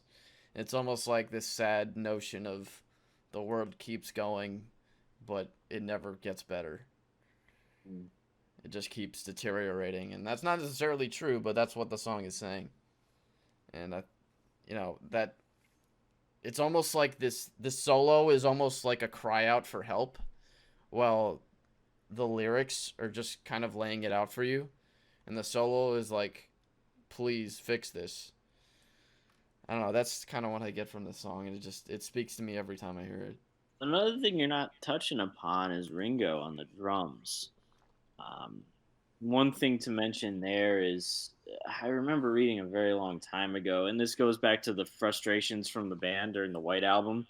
Uh, Ringo had left like a few weeks earlier, and when he returned, this was like the first song they recorded, right? And I Mm-hmm. think that the drum, percussion during the song goes along kind of with that. It's a very somber, just sort of return, and that the I don't think the song would have the right emotion if they weren't in that kind of mindset.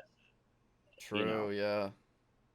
I think it was just a very not angry, but somber, kind of depressing song. Yeah.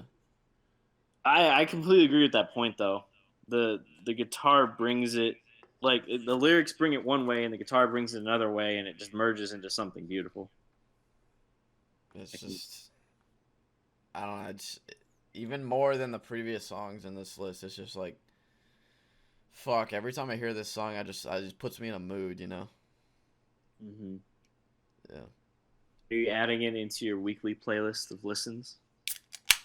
I don't have a weekly playlist of listens. I listen to whatever I find recently. I have my big playlist of liked songs on Oh, I Spotify. have yeah, I have my liked songs playlist, but yeah, whatever is in there is what I listened to recently, Yeah. and that just grows. It like there isn't any method to how it grows. There's a lot of different ways. Where I whether I get from songs from movies or shows, or I get songs from Spotify recommending them. There's just a lot of ways. Hmm. I try. I had this thing back in college, right, where I would try and listen to 10 new songs a day. Hmm. It sounds a bit ridiculous, right? It's kind of insane. Some That's a like lot. Yeah. some days I couldn't get it done, right?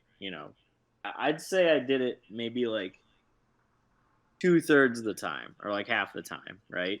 But that's still a lot. It's a lot of new music. And that expanded you know,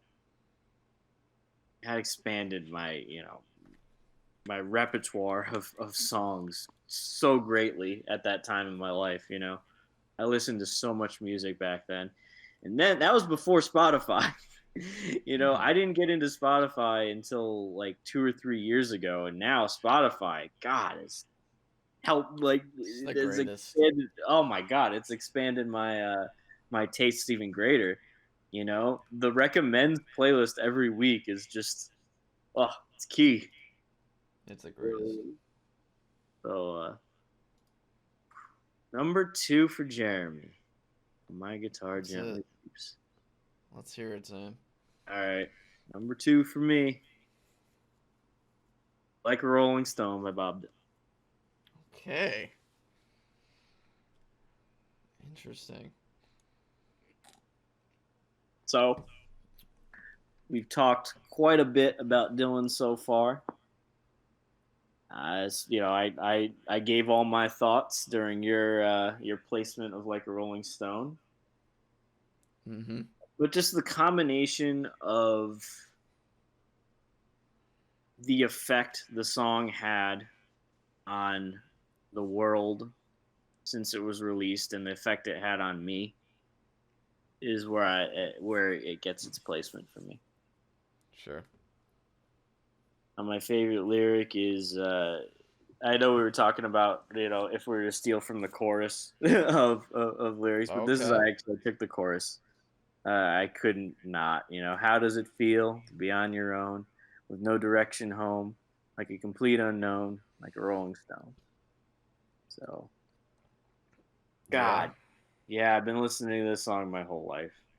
think that's where why it makes it so. God, the harmonica in that song.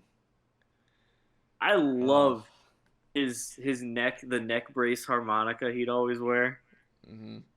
Oh, that's so good, so good. It's just, it just puts you. As we've said with like a number of these songs, it's just like when you're with people, and that song comes on, and you're around the campfire, or you're in the living room, and you're drinking beer, you're smoking weed. It just puts you in that mood, and you all just start singing along. It's Well, it's just since we've already talked in great deal about the song itself, how do you feel about my placement versus yours? I wouldn't say I'm surprised how you put it. I wasn't expecting it to be number one. I also wasn't expecting it to be top three though. I was expecting it to be more like 4 or 5. Mm-hmm. Um, but I understand why it's so high. It's just the thing is with a list like this, when you get down to only 10, and you're talking about a whole decade, it doesn't take much to push them up and down. Yeah, and that was I thought I would have like concrete songs, but then I got into it and I was like, the songs kept shifting on the list. Yeah. It was kind of like that. And like we were saying in the beginning, the next decade is gonna be. It's gonna be not like that. When we do the 70s one, like it will legitimately be like 10 could be 1 and 1 could be 10. Yeah, that's the way it's gonna be. This one Yeah. was tough. That one's gonna be the toughest.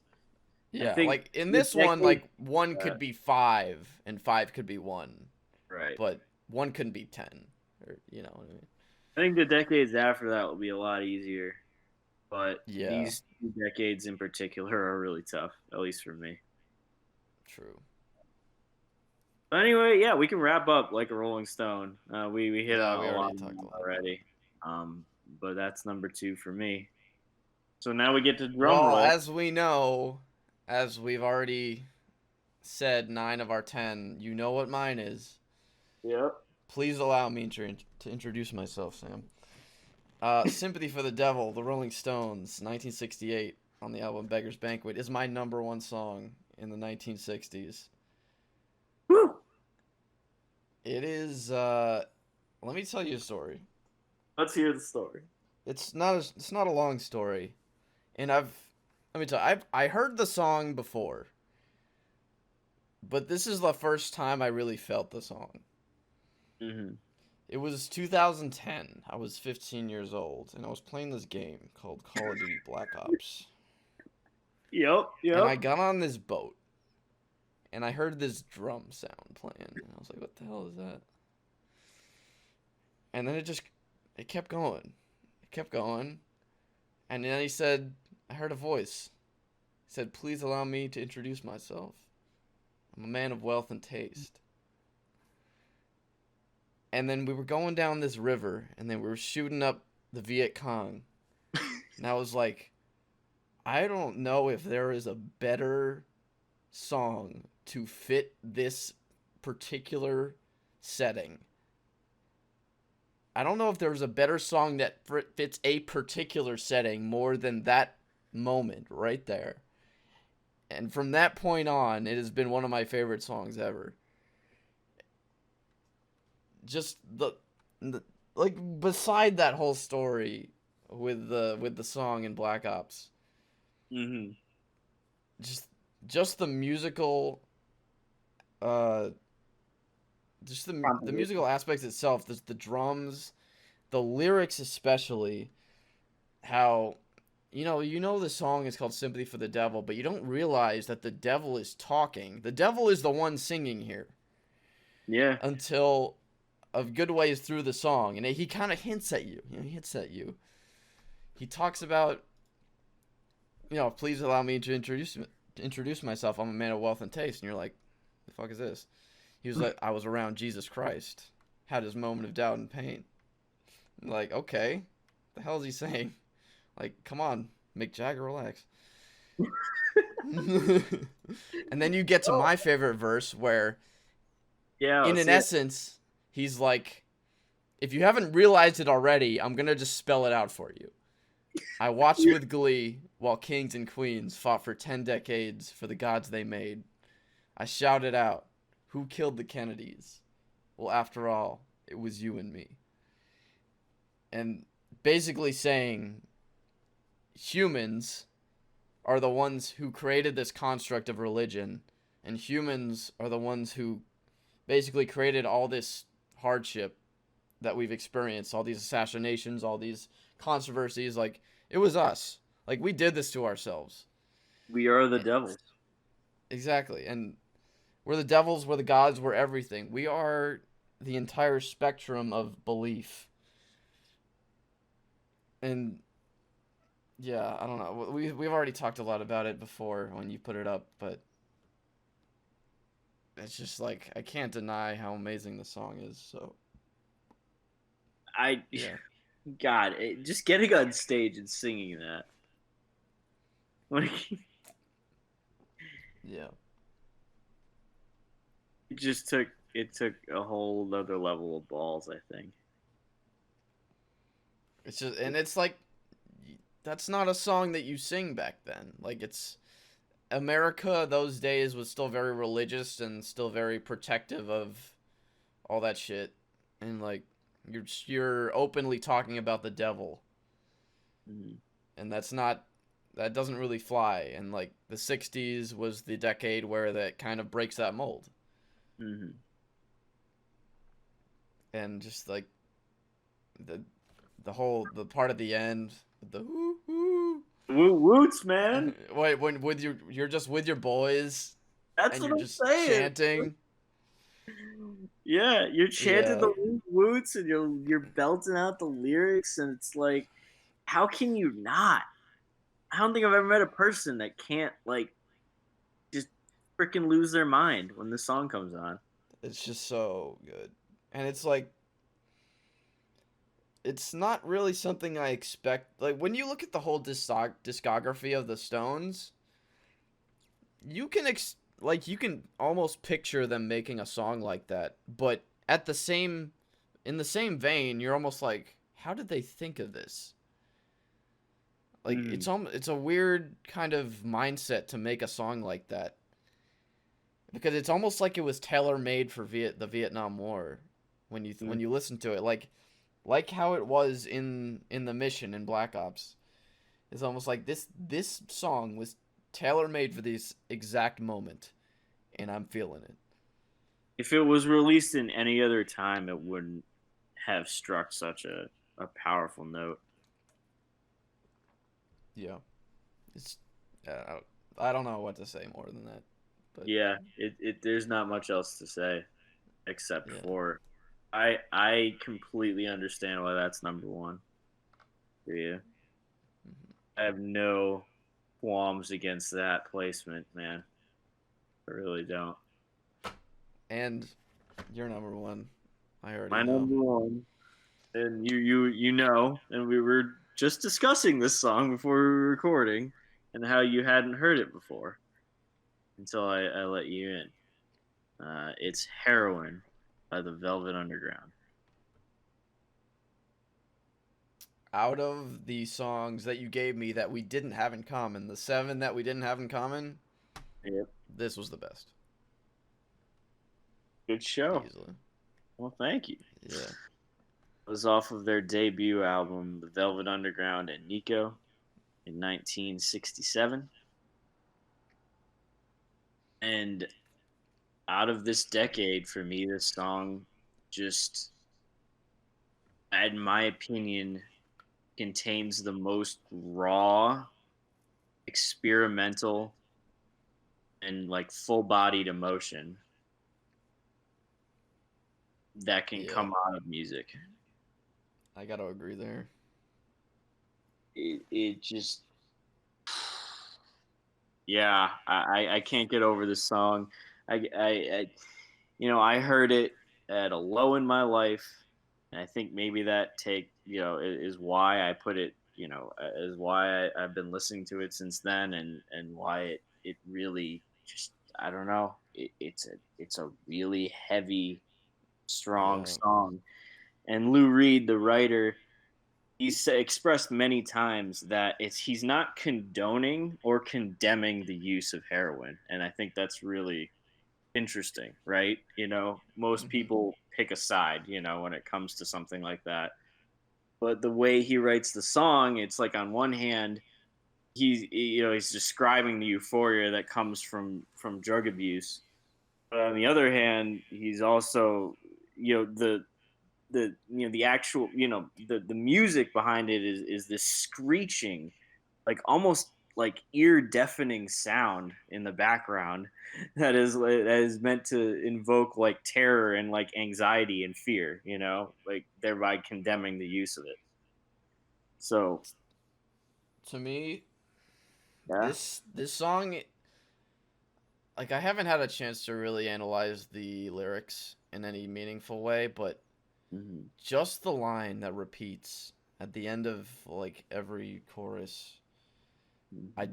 I just don't know. Like that's like a head in your hands thing when you're like, Haunting. So haunting. dude, like I just don't know. Like what do you want from me? Like it's just like it's so relatable. Like so many times in this world you're just like you're asked, what are you going to do with your life, or where do you see yourself in 5 years, and you're just like, and this song is just, I just don't know, and just that's really how you feel. You just don't know. Yeah, straight up. Yeah. The I think a part of this too, which really blows me away, is 67 was the height of the Beatles, right? And look at that juxtaposition of the Velvet Underground coming out with a song like this compared to what the Beatles were putting out in the mid 60s, right? I want to hold your hand and all my I want love. to hold your hand was a little earlier, but yeah. A little early, but Yeah. again, mid 60s Beatles type of music, which was like the peak, pop, right? In the mid 60s, kind of towards the late 70s kind of went in another direction, a little bit more rock and like, like straight, like a little harder, Yeah. But the Velvet, like Lou Reed and the Velvet Underground, to put out something like this at that time was just like, and they received zero recognition at the time. You know, they Sure. they had their little underground cult following. Um, but they didn't get it. Some other facts about the song is he would shoot up heroin while singing this song on stage, and that was one of his things. Lou Reed, he'd do another. So the screeching and the droning throughout the entire song, and there's recordings of it, of how it was recorded, was one of the members. His name is John Cale. He was a bassist, and what he did was he took guitar strings and he put it on an electric viola. Okay, and he played that like What a a madman. viola with guitar strings, and that's what produced that droning and just like absolute cacophony of mess at the end, as Lou Reed is just belting out the lyrics of the song. Another funny, well, not funny, but another part of the recording of that song was their drummer. Her name was Mo Tucker. That was her name. um she actually went completely deaf around 5 minutes into the song. What the fuck? uh like temporarily like deaf Oh, like okay. from all the screeching and the noise that was being produced. So she stops playing the drums like around the 5 minute 30-second mark, right? And you can barely hear it, but everyone else continued playing, and so she realized after like 10-15 seconds, she's like, crap, I gotta keep playing the drums. And she eventually picks up mid-track, and she says she absolutely hates it in the recording. Most people, you can't really notice it, But she said she absolutely hated the fact about that song.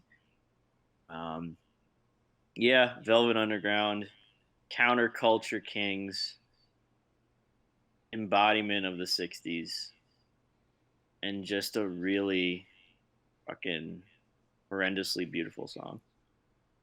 So my favorite lyric And is at the very end, during the madness. He says, "Then thank God that I'm as good as dead, and thank your God that I'm not aware, and thank God that I just don't care, and I guess that I just don't know. Oh, I guess that I just don't know." yep, And that's the line, I think, for that's that it. song.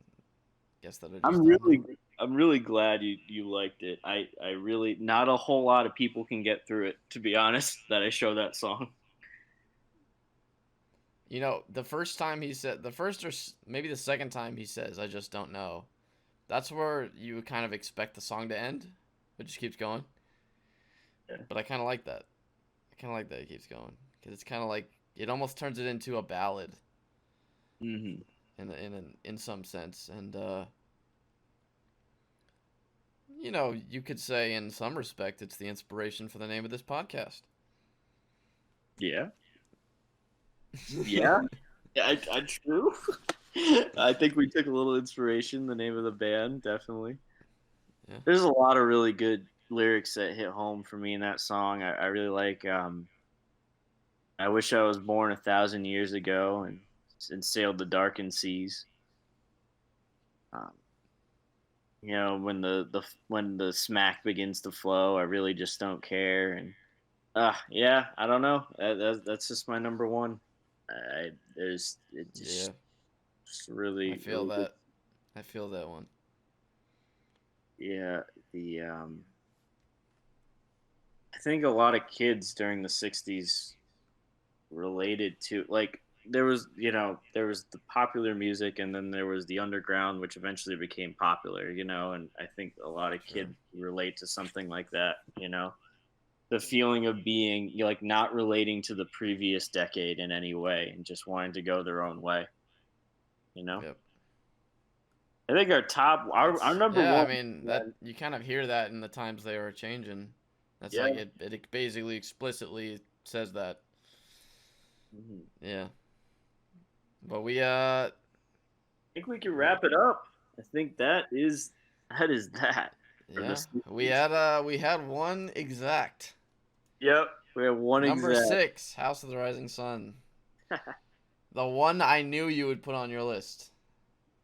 Turns out So to be the one we we'll have in tell the common. audience the other two were "Sympathy for the Devil" and And like a Rolling Stone. "Rolling Stone," but they were on different places. So Yep. I had so the three we had in common, I had 761 and you had what? I had six, "The House of the Rising Sun," four, "Sympathy for the Devil," and two, "Rolling Stone." Okay. Gotcha. All right. And yeah, so to round off our list, I'll go first. Yep. Number 10, Dazed and Confused, Led Zeppelin. Number 9, Little Wing, Jimi Hendrix. Number 8, In My Life, The Beatles. Number 7, Like a Rolling Stone, Bob Dylan. Number 6, House of the Rising Sun, The Animals. Number 5, You Can't Always Get What You Want, The Rolling Stones. Number 4, The Times They Are a Changin', Bob Dylan. Number 3, The Weight, The Band. Number 2, While My Guitar Gently Weeps, The Beatles. And number 1, Sympathy for the Devil, The Rolling Stones. Sam? My list was "What Is and What Should Never Be" by Led Zeppelin. Number 9, "Nights in White Satin" by the Moody Blues. Number 10, "Fortunate Son" by Creedence Clearwater Revival. Number 7, "Castles Made of Sand" by Jimi Hendrix. Number 6, "House of the Rising Sun" by the Animals. Number 7, "Darkness, Darkness" by the Youngbloods. Number 4, "Sympathy for the Devil" by the Rolling Stones. Number 3, "The End" by the Doors.